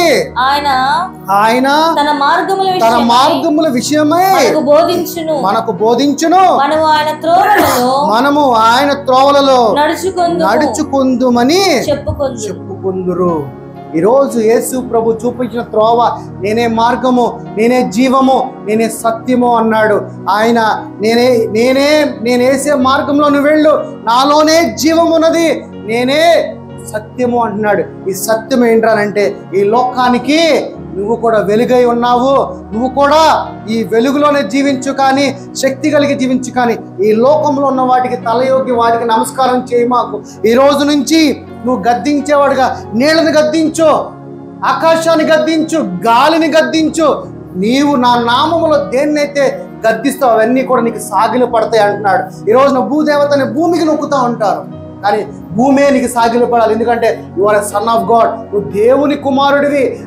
దేవుని కుమారుడు భూమి కూడా నీకు తలయొగ్గాల్సిందే. ఎందుకంటే అధికారం కలిగిన వాడివి దాని మీద, సూర్యుడి మీద అధికారం కలిగిన వాడివి, కానీ వాటికి తలయొగ్గే వాడిగా నేను జీవించలేదు. ఇదే సత్యము. ఈ సత్యంలో తెలుసుకుని ఈ రోజు నుంచి ప్రార్థన ఎలా చేయాలని అంటే, ప్రభువా నాకు అది ఇవ్వా, నాకు ఇది ఇవ్వా అనేది కాదు. నీ దగ్గర నేను ఉన్నప్పుడు ఎలాంటి యొక్క మహేశ్వర్యం కలిగి ఉన్నానో, ఎలాగ నీ దగ్గర ఉన్నప్పుడు నా తల్లి గర్భంలోకి నేను రూపింపబడక మునుపు నేను ఎలాంటి శక్తి కలిగి ఉన్నానో అలాంటి జ్ఞానమును, శక్తిని, పవర్ను నాకు దయచే ప్రభువా. ఈ భూలోకంలో నీ రాజ్య నివాసిగా, నేను రాజుగా, నీ కుమారుడుగా నేను జీవించాలయ్యా. ఇలా ప్రార్థన చేయి. అంతేగాని ఒక ₹1,00,00,000 కోసం ప్రార్థన కాదు. రాజు దగ్గర అన్నీ ఉంటాయా? ₹1,00,00,000 ఉంటాయి. అన్నీ రాజు దగ్గరే ఉంటాయి, సమస్తము ఉంటాయి. ఆయన కుమారుడుగా నేను జీవించాలని మనం ప్రార్థన చేయి. ప్రభు కూడా, యేసు ప్రభు కూడా ఏమని ప్రార్థన చేస్తాడు? నీ దగ్గర ఉన్నప్పుడు నేను ఎలా ఉన్నానో అలాగే ఇక్కడ ఉండాలన్నాడు. యేసుప్రభు ఆయన కుమారుడే, మరి మనం ఎవరు? ఆయన కుమారుడు. మరి మనం ప్రార్థన ఎలా ఉండాలి? నీ దగ్గర నేను ఎలా ఉన్నానో అలాంటి యొక్క అధికారము, అలాంటి యొక్క శక్తి కలిగి నేను ఈ భూరాజ్యంలో నేను జీవించాలి ప్రభువా. తండ్రి, నాకు ఇది దయచే అని ప్రార్థన చేయి. ఈరోజు నీ ప్రార్థన మారాలి, ఈరోజు నీ నడక మారాలి, నీ ఆలోచన మారాలి. నేను చెప్తే ఇవన్నీ నాకు తలయొగ్గేవి, నేను వీటికి తలయొగ్గను, ఇవే నాకు అన్ని తలయొగ్గాలని నువ్వు ప్రార్థన చేయడం ప్రారంభించు. నీలో దేవుడు మాట్లాడటం ప్రారంభిస్తాడు. ఎందుకంటే నీలోనే దేవుడు ఉన్నాడు, పరిశుద్ధాత్ముడు నీలోనే ఉన్నాడు. ఆయన ఆలయముగా నేను చేసుకుని నేను ప్రతిష్ఠించుకున్నాడు. నీలో ఉన్న దేవుడితో ఈ రోజు నుంచి నువ్వు సహవాసం చేయడం ప్రారంభించు. నీతో దేవుడు మాట్లాడటంగా ప్రారంభిస్తాడు. ఎలాగ చిన్నపిల్లలు పుట్టంగానే మాట్లాడతారా? ఎవరు మాట్లాడరు. అలాగే వాక్యమును నువ్వు ఎలా అర్థం చేసుకుంటావో, ఒక పసి పిల్లవాడిగా ఉన్నప్పుడు ఆ వాక్యము వింటూ వింటూ వింటూ వాక్యమును చదువుతూ చూస్తూ ఉన్నప్పుడు ఏమవుతుందంటే నీవు పెద్దవాడు అవుతావు. ఆత్మీకంగా పెద్దవాడైనప్పుడు నీకు ఆత్మీకమైన ఆహారమును, బలమైన ఆహారం ఇచ్చినప్పుడు నీవు ఒక శక్తిగా మారుతావు, నీవే ఒక వెలుగుగా మారుతావు, నీవే దేవుని యొక్క కుమారుడిగా మారుతావు. నువ్వు వాక్యాన్ని అర్థం చేసుకున్నంత వరకు కూడా దేవుడు అన్నాడు, నువ్వు ఇంకా పసిపిల్లవాడిగా అంటున్నాడు. నువ్వు నిర్ణయించుకో, నువ్వే ఎంచుకో, పసిపిల్లవాడిగా జీవిస్తావా లేకపోతే దేవుని వారసుడిగా జీవిస్తావా. ఒకవేళ నువ్వు పసిపిల్లవాడిగా జీవిస్తే దేవుడు ఏమంటున్నాడంటే నేను దేవదూతలుగా ఉంచుతాను అంటున్నాడు. దేవదూతలు ఏం చేస్తారు? దేవదూతలు మనందరికీ పరిచారకులు, సేవ చేసేవారు. సేవ చేసేవాడిగా ఉంటావా లేకపోతే అధికారముతో ఈ భూరాజ్యాలన్నిటినీ కూడా శాసించేవాడిగా జీవిస్తావు? నువ్వే ఎంచుకో అంటున్నాడు పౌలు భక్తుడు. వాక్యములో ఎంత ఎదిగితే అధికారం పొందుకుంటావు. వాక్యంలో ఇంకా ఎదగకుండా పసిపాలుడు లాగే ఇంకా పాలు తాగే ఆహారమే వింటుంటే గాడ్ బ్లెస్ యూ, దేవుడు నిన్ను దీవిస్తాడు, నీ రోగం పోద్ది, నీకు బిల్డింగ్ వచ్చేద్ది, నీ కారు వచ్చేద్ది. ఇదంతా పాలిచ్చే ఆహారము. వాక్యములో ఆహారము, మంచి ఆహారం తీసుకుంటే డెలివర్, అధికారం కలిగి జీవిస్తావు. అధికారం లేని వాడిగా నువ్వు జీవించలేకపోతే పసిబాలుడికి ఏం కావాలి? ఒక చాక్లెట్ ఇస్తే చాలు, నాకు ఒక చాక్లెట్ అనుకుంటాడు. అలాగే ఇక్కడ నువ్వు పసిబాలుడిగా జ్ఞానమును తెలుసుకోకుండా, దేవుని వాక్యములను శక్తిని తెలుసుకోకుండా జీవించినంత కాలం కూడా దేవుడు ఏమన్నాడంటే వారిని నేను దూతల వలె ఉంచుతా అన్నాడు. దూతలు ఏం చేస్తాయి మనకి? ఈరోజు సూర్యుడు ఏం చేస్తున్నాడు? నీకు కాంతినిస్తున్నాడు. చంద్రుడు ఏం చేస్తున్నాడు? ఈరోజు చంద్రుడు వల్ల ఈరోజు వర్షాలు పడుతున్నాయి. వీళ్ళందరూ మనకి పనిచేసే పరిచారకులు. నువ్వు పరిచారకుడుగా నువ్వు జీవిస్తావా లేకపోతే దేవుని కుమారుడుగా అధికారం కలిగి జీవిస్తావా? నువ్వే ఎంచుకో. ఈ వాక్యము జీవమై వెలుగై ఉన్నది. ఈ వాక్యాన్ని నీ హృదయంలో ప్రవేశింపచేస్తే ఈ వాక్యము సమస్తము నీకు తెలియజేస్తుంది. దేవుడు ఎవరు, కుమారుడు ఎవరు, పరిశుద్ధాత్ముడు ఎవరు, నువ్వెవరు అనేది ఈ లోకంలో నిన్ను పరిచయం చేస్తుంది. ఈ లోకంలో నువ్వు శక్తి కలిగిన వాడు అని నీకు ఈ వాక్యము చెబుతా ఉన్నది. ఒకటేసారి చదివితే అర్థం కాదు. It will take some time, slowly. రోజు అసలు బైబిల్ ఎన్నిసార్లు చదివారు మీరు ఇప్పుడు దాకా? ఎవరన్నా ఒకసారి చదివిన వాళ్ళు ఉన్నారా? ఒకసారి కూడా చదివిన వాళ్ళు లేరు. మరి ఇంకా వాక్యం ఎలా అర్థం అవుతుంది? వాక్యం ఎలా అర్థం అవుతుంది మీకు? వింటే అర్థం కాదు.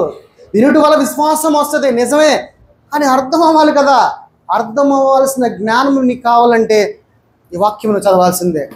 ఈ వాక్యాన్ని నువ్వు చదవనంత వరకు కూడా నో యూస్.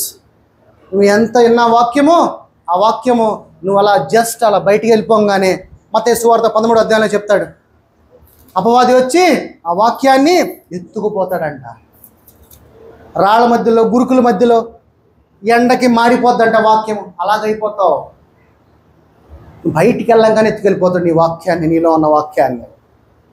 దీన్ని చదివి ఈ నిబంధనని నీ హృదయంలో భద్రపరుచుకున్న సహోదరి సహోదరుడా, ఈ వాక్యానికి నువ్వు తలయొగ్గితే లోకానికి కాదు తలయొగ్గేది, ఈ వాక్యానికి తలయొగ్గు. ఈ వాక్యానికి నువ్వు సాగిలపడు. కానీ ఈ లోకానికి నువ్వు సాగిలపడితే దేవుడు ఏమంటున్నాడంటే ఈ లోకంలో నువ్వు ఉంటే చీకటిలో ఉన్నట్టు. ఏంట్లో? చీకటిలో ఉన్నట్టు. ఈ వాక్యంలో కనుక నువ్వు ఉంటే వెలుగులో ఉన్నట్టు. వెలుగు గొప్పదా, చీకటి గొప్పదా? వెలుగు గొప్పది. వెలుగులో సమస్తం ఉన్నది. చీకటిలో ఏమున్నది? మరణం ఉన్నది. చీకటి ఎక్కడ తీసుకెళ్ళిపోతుంది? నిన్ను మరణంలోకి తీసుకెళ్ళిపోతుంది.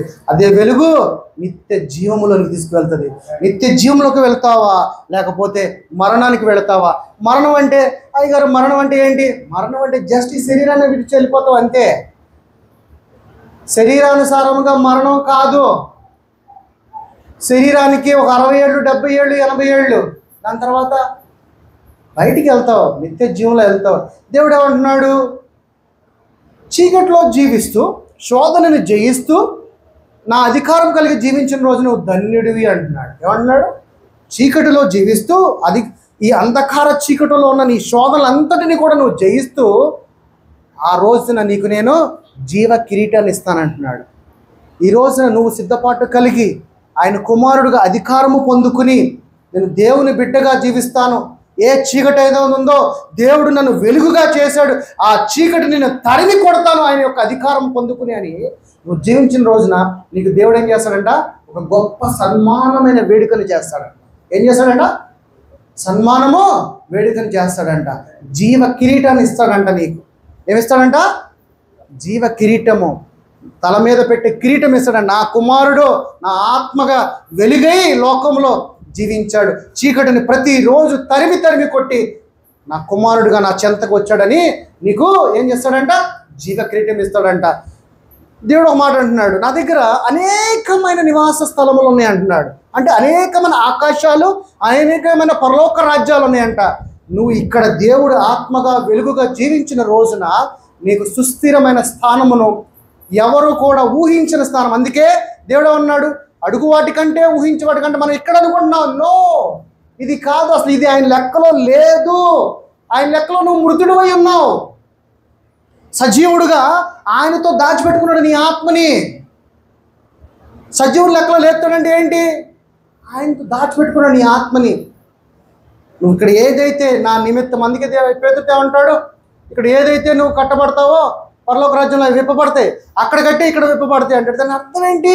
ఇక్కడ కాదు, పరలోక రాజ్యంలో అక్కడ అసలైన నీ నివాసము, నీ పౌరస్థితి ఎక్కడుందంట? అక్కడ ఉన్నది. మనం సిటిజన్షిప్ అంటాం కదా, అంటామనవా? ఎక్కడ మీ సిటిజన్షిప్? ఎక్కడ? పరలోక రాజ్యంలో. దేవుడు క్లియర్గా చెప్తున్నాడు నీ యొక్క పౌరస్థితి అంటే నీ సిటిజన్షిప్ ఎక్కడంటే హెవెన్లీ ఫాదర్. అంతేగాని హౌస్పేట, శివపుర, హుబ్లీ, కర్ణాటక కాదు. మనము దేవుని నివాసులము, దేవుని బిడ్డలము, పరలోకము రాజ్యము నుంచి ఇక్కడికి వచ్చిన వారమే ఉన్నాము. మన నిజమైన సిటిజన్షిప్ పరలోక రాజ్యంలో ఉంది. ఆ వాక్యము నెక్స్ట్ అది ఇప్పుడు రివీల్ చేస్తే మళ్ళీ మీకు మజా ఉండదు.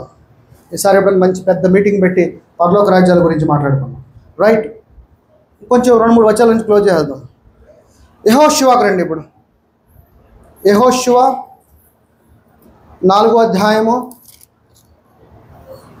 1 నుంచి 28 దాకా. జనులందరూ యోర్దానును దాటుట తుదముట్టిన తరువాత యెహోవా యెహోషువతో ఇలాగు సెలవిచ్చును. ఎవరు చెప్తున్నారు? యెహోషువకి తండ్రి చెప్తున్నాడు. ఏమని? కింద చూద్దాం. ప్రతి గోత్రమునకు ఒక్కొక్క మనుషుని చొప్పున 12 మనుషులను ఏర్పరిచి యాజకుల కాళ్ళు నిలిచిన స్థలమున యొర్దాను నడుమ నుండి 12 రాళ్లను తీసి వాటిని యువతలకు తెచ్చి మీరు ఈ రాత్రి బస చేయు చోటు వాటిని నిలవబెట్టుడని వారికి ఆజ్ఞాపించు. ఒక్క నిమిషం. యోర్దాను నది, యేసు ప్రభు ఎక్కడ బాప్తీసం పొందాడు? ఇక్కడ ఏ రాళ్ళు తీసుకొచ్చి ఇక్కడ పెట్టమంటున్నాడు? యోర్దాను నది దాటి ఇక్కడ పెట్టమంటున్నాడు. ఏంటి 12 రాళ్ళు? 12 మంది అపోస్తులు. యోర్దాను నదిలోనే కదా యేసు ప్రభు బాప్తీసం తీసుకున్నది. ఆ 12 రాళ్ళని తీసుకొచ్చి ఇటు పక్కన పెట్టు అంటున్నాడు. తర్వాత కావున యెహోషువ ఇశ్రాయేలీయులలో సిద్ధపరిచిన 12 మనుషులను అనగా ప్రతి గోత్రమునకు ఒక్కొక్క మనుషుని పిలిపించి వారితో ఇట్లనెను, యోర్దాను నడుమునున్న మీ దేవుడైన యెహోవా మందసము నెదుట దాటిపోయి ఇశ్రాయేలీయుల గోత్రము లెక్క చొప్పున ప్రతి వాడును ఒక్కొక్క రాతిని తన భుజము మీద పెట్టుకుని తేవలను. ఒక్క నిమిషం. రాజ్యభారమును యేసు ప్రభు ఏ భుజస్కంధముల మీద తీసుకొచ్చాడు? అర్థమవుతుందా? మ్యాచ్ అవుతుందా లేదా? ప్రతి దానికి నీకు సాదృశ్యంగా దేవుడు మాట్లాడుతూనే ఉంటాడు. తర్వాత ఇక మీదట మీ కుమారులు ఈ రాళ్ల ఎందుకని అడుగునప్పుడు మీరు యెహోవా మందసమును ఎదుట యోర్దాను నీళ్లు ఏకరాశిగా ఆపబడెను. అది యోర్దానును దాటిచుండగా యోర్దాను నీళ్లు ఆపబడెను గనుక ఈ రాళ్ళు చిరకాలము వరకు ఇశ్రాయేలులకు జ్ఞాపకార్థముగా నుండునని వారితో చెప్పవలెను. అది మీకు ఆనవాలై ఉండును. అందుకే దీనిని చేయవలెను.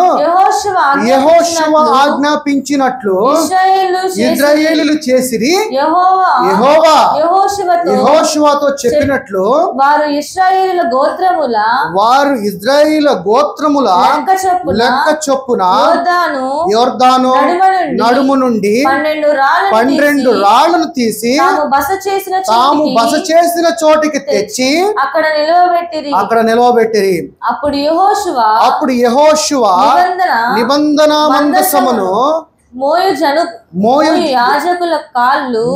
యాజకుల కాళ్ళు యోర్దాను నడుమున నిలిచిన చోటు 12 రాళ్లను నిలవబెట్టి నేటి వరకు అవి అక్కడే ఉన్నవి ప్రజలతో చెప్పవలెనని యెహోవా యెహోషువకు ఆజ్ఞాపించినంతయు అనగా మోషే యెహోషువకు ఆజ్ఞాపించినదంతయు నెరవేరు వరకు యాజకుల మందసము మోయుచు యోర్దాను నడుమున నిలుచుచుండగా జనులు త్వరపడి దాటిరి. త్వరగా పడి దాటితే యేసు నామము ద్వారా ఏమవుతాము? రక్షింపబడతాం. తర్వాత జనులందరూ దాటిన తరువాత వారు చూచుచుండగా యెహోవా మందసము మోయు యాజకులు కూడా దాటిరి. తర్వాత మరియు ఇశ్రాయేలీయులు చూచుచుండగా రూబేనీయులు గాదీయులను మనుష్య అర్ధగోత్రపు వారును మోషే వారితో చెప్పినట్లు యుద్ధ సంసిద్ధులై దాటిరి. సేనలో ఇంచుమించు 40,000 మంది సంసిద్ధులై యుద్ధము చేయుటకు యెహోవా సన్నిధిన యెరికో మైదానములకు దాటి వచ్చితిరి. ఆ దినమున యెహోవా ఇశ్రాయేలీయుల అందరి ఎదుట యెహోషువను గొప్పగా చేసెను గనుక వారు మోషేను గౌరవించినట్లు అతనిని బ్రతుకు దినములన్నిటిను అతనిని గౌరవించిరి. యెహోవా సాక్ష్యము మందసము మోయాజకుల యోర్దానులో నుండి యువతలకి రండని ఆజ్ఞాపించమని యెహోషువతో సెలవీయగా యెహోషువ యోర్దానులో నుండి ఎక్కి రండని ఆ యాజకులకు ఆజ్ఞాపించెను. యెహోవా నిబంధన మందసమును మోయు యాజకులు యోర్దాను నడుమ నుండి ఎక్కి వచ్చినప్పుడు ఆ యాజకుల అరకాళ్ల పొడి నేలను నిలవగానే యోర్దాను నీళ్లు వాటి చోటికి ఎప్పటి వలనే మరలా దాని గట్లన్నీ మీద పొల్లి పారిను. మోషే ఎలాగ 2 సముద్రాలని వేరుపరిచాడో ఇంకో విషయం తెలుసా మీకు? 2 సముద్రాలకి చీల్ని కదా. దేవుడు అన్నాడంటే ఆయన నాసిక నందరంలో అభ్రీతుండగా అంటాం కదా, అలా అన్నప్పుడు అలా చీల్ని అంట. అది కూడా వాక్యం ఉంది. అది ఎక్కడుందో 15వ అధ్యాయంలో ఉంటుంది, కరెక్ట్ గుర్తులేదు నాకు. మొదటి నెల 10వ తేదీని జనులు యోర్దాను నదిలో నుండి ఎక్కి వచ్చి యెరికో తూర్పు మందలి గిల్గులులోని దిగగా వారు యోర్దానులో నుండి తెచ్చిన 12 రాళ్లను యెహోషువ గిల్గాలులో నిలవబెట్టించి ఇశ్రాయేలీయులతో ఇట్లనెను, రాబోవు కాలమందు మీ సంతతి వారు ఈ రాళ్ళెందుకని తమ తండ్రులను అడుగుదురు కదా, అప్పుడు మీరు ఇశ్రాయేలీయుల ఆరిన నేల మీద ఈ యోర్దానును దాటిరి. ఎట్లనగా యెహోవా బాహువు బలమైనదని భూనివాసులందరూ తెలుసుకొనుటకు మీరు ఎల్లప్పుడూ మీ దేవుడినైన యెహోవా యందు భయభక్తులు నిలుపుటకును మేము దాటు వరకు మీ దేవుడినైన యెహోవా తానే మా ఎదుట ఎర్ర సముద్రమును ఎండ చేసినట్లు మీరు దాటు వరకు మీ ఎదుటే యోర్దాను నీళ్లను ఎండ చేసినని చెప్పి ఈ సంగతి వారికి తెలియపరచవలెను. యోర్దాను నది కూడా ఎండ చేశాడంటే ఈ రాళ్ళు దాటించడానికి. మోషే ఎర్ర సముద్రమును ఎలాగా వేరుపరిచాడో అలాగే యెహోషువను ద్వారా కూడా ఈ 12 గోత్ర రాయులను యోర్దాను నదిని దాటించడానికి ఆ యొక్క నది అంతా కూడా ఎండి చేశాడంట, నీళ్ళు లేకుండా. ఎప్పుడైతే ఆ రాళ్ళను తీసుకొచ్చి ఇటువైపు పెట్టినప్పుడు ఏమైనాయి అంట, మళ్ళీ ఆ గట్ల మీదకి నీళ్ళు వచ్చేసినాయి అంట. ఎంత గొప్ప దేవుడు అండి, ఇంత ఇదిగా దేవుడు ఈ చేసిన దాని ప్రతిదానికి సాదృశ్యం ఉన్నది. యెరూషలేములో ప్రతిదానికి ఇంకా ఎవిడెన్స్లు ఉన్నాయి అన్నిటికీ. ఎఫెసీయులకు రాసిన పత్రిక 4:13, ఇంకో 2 వచనాలు క్లోజ్ చేద్దాం. ఎఫెసియన్స్ 4:13 పరిశుద్ధులు సంపూర్ణమగునట్లు క్రీస్తు శరీరము క్షేమాభివృద్ధి చెందుటకును పరిచర్య ధర్మము ధర్మము. ఇక్కడ 11 చదవమ్మా. మనమందరము విశ్వాస విషయములో దేవుని కుమారుని గూర్చిన జ్ఞాన విషయములోను ఏకత్వమును పొంది సంపూర్ణ పురుషుల మగు వరకు అనగా క్రీస్తునకు కలిగిన సంపూర్ణతకు సమానమైన సంపూర్ణ కలవార మగు వరకు ఆయన ఇలాగ నియమించను. ఎలాగ 12 మంది శిష్యులతో 12 మంది గోత్రములతో సంపూర్తి చేశాడో అది ఎందులో ఉందంట, క్రీస్తులోనే ఉందంట ఆ సంపూర్ణత. అలాంటి వారము కలవాగము ఒకటొకటి క్రీస్తులోనే మనం ఉండాలని వాక్యము ద్వారా నీతో మాట్లాడుతున్నాడు. లాస్ట్ రెవల్యూషన్ 11:15 ప్రకటన గ్రంథము 11:15 ఏడవ దూత దూర ఊదినప్పుడు పరలోకములో గొప్ప శబ్దము పుట్టెను. తర్వాత ఆ శబ్దములు ఈ లోక రాజ్యము మన ప్రభువు రాజ్యమును ఆయన క్రీస్తు రాజ్యము ఈ లోక రాజ్యము పరలోక రాజ్యము. దాని తర్వాత ఇంకో రాజ్యం ఏంటంట, ఇంకో రాజ్యం ఉంది కింద చదువు. ఆయన క్రీస్తు రాజ్యం. ఇక్కడ ఏమంటున్నాడు, ఈ పరలోకములో గొప్ప శబ్దములు పుట్టెను, ఆ శబ్దములు ఈ లోక రాజ్యము మన ప్రభువగు రాజ్యమును ఆయన క్రీస్తు రాజ్యముగా. అదే దాని ఆయన చిత్తం ఏంటి, పరలోక రాజ్యాన్ని భూలోక రాజ్యాన్ని ఒకటే రాజ్యముగా చేయాలి. అదే క్రీస్తు రాజ్యముగా. ఆ క్రీస్తు రాజ్యం ఎక్కడ ఉందంటే ఇక్కడ ఉన్నది. ఎక్కడ ఉన్నది, నీలోనే ఉన్నది. నీలో ఉన్న రాజ్యము ఎక్కడ ఉన్నది, ఎలా వచ్చినది, ఎప్పుడు వచ్చినది దేవుని చిత్తం అయితే ఇంకొక మంచి పెద్ద మీటింగ్ పెట్టి ఆ రోజున ఆ రాజ్యము ఎక్కడ ఉన్నదో తెలియజేస్తాను. ఓకే, ఆ రాజ్యము యుగ యుగములు ఏలును, యుగ యుగముల వరకు ఆ రాజ్యము సుస్థిరముగా ఉంటుంది. ఆ రాజ్యానికి టైం బాండ్ లేదు. అదే ప్రభు అయిన యేసు క్రీస్తు రాజ్యము. ఆ రాజ్యములో ఆయన కుమారుడిగా, ఆయన వారసుడిగా అధికారము కలిగి, ఆయన నామముని అధికారము ద్వారా ఈ లోకములో ఉన్న సూర్య చంద్రుల దగ్గర నుంచి భూమి చెట్టు పుట్ట అన్నిటికీ మీద నీకు అధికారం ఉందని నువ్వు తెలుసుకొని క్రీస్తుగా, క్రీస్తు వలె అధికారం కలిగి జీవించు నా కుమారుడి, నా సహోదరుడా. వాక్యం అర్థమైందా?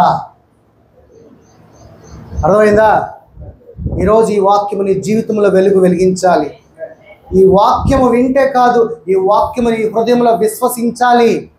వినిన వాక్యము ఇంత శక్తిమంతుడన నేను అని నువ్వు విశ్వసించాలి. అవును, నువ్వు శక్తిమంతుడివి, నువ్వు వారసుడివి అని నువ్వు నమ్మి, ఎస్, ఈ రోజు నుంచి నేను ప్రతి దాని మీద నా అధికారం కలిగి నేను జీవిస్తాను. నాకు దీని మీద అధికారం ఉందంటే నేను దీన్ని ఎలానో చేసేసుకుంటా. అవునా కదా? దీని మీద నాకు అధికారం లేకపోతే అమ్మో ఇది నాది కాదని ఇక్కడ పెట్టేస్తా. ఈ రోజున దేవుడు మన చేతులకి ఇచ్చిన అధికారాన్ని మనం వదిలేసి మనం ఎలా జీవిస్తున్నామో ఇది నాది కాదు అనుకుంటున్నాం. కానీ దేవుడు అన్నాడంటే అధికారం నీ చేతిలోనే ఉంది, అధికారం నీలోనే ఉన్నది, తీసుకో, నీ నోటి ద్వారా డెలివరీ చేయి, కమాండ్ చేయి, అధికారము నీలో ఉన్నది కాబట్టి పలుకు అంటున్నాడు. ఈ రోజు నుంచి నువ్వు పలికితే, నువ్వు ఏది అడిగితే అది నీ దేవుని నామం ద్వారా పొందుకుంటావు. ఇది నాది కాదు, నువ్వు దేవుడే ఇవ్వాలనుకుంటే దేవుడు ఏమీ చేయలేడు. ఎందుకంటే సమస్తము ఇచ్చేస్తున్నాడు. ఇచ్చింది మళ్ళీ ఎలా ఇస్తాడు నీకు? ఆల్రెడీ ఇప్పుడు అన్నం తీసుకురా అంటానికి అన్నం ఆల్రెడీ ఎదురుగా ఉండడానికి ఎంత తేడా ఉంది? అన్నం తీసుకురాండి, ఆల్రెడీ అన్నం ఉంది కదా ఇక్కడ. నీ ప్లేట్లో పరిపూర్ణంగా దేవుడు పెట్టించాడు. మంచి ఫలవృక్షాలు నీ ముందు పెట్టించాడు. కానీ నువ్వేం చూస్తున్నావు అంటే, లేదు ఇది అన్నం కాదు, నాకు అన్నం అక్కడి నుంచి రావాలనుకున్నావు. దేవుడు అన్నాడు, అక్కడి నుంచి ఏ అన్నం రాదు, ఇదిగో ఇదే అన్నం నీ ముందున్నది, ఇదే నువ్వు తిను అంటున్నాడు. నేనే జీవాహారమునే పరలోకము నుండి దిగి వచ్చాను అంటున్నాడు. మన్నా తినిన ఆహారము, ఆ రోజున పెద్దలందరూ చచ్చిపోయారు, కానీ ఈ ఆహారం తినినవాడు ఎన్నటికీ కూడా చనిపోడు, వాడు నిత్య జీవంలో జీవిస్తానంటున్నాడు. తినడానికి నువ్వు సిద్ధంగా ఉన్నావా? నీ హృదయంలో నువ్వు విశ్వసిస్తే, ఆహారం తీసుకుంటే నిత్య జీవంలో ఆయన కుమారుడుగా అధికారం కలిగి జీవించు. ఇదే ఈ రోజున వాక్యం. God bless you all.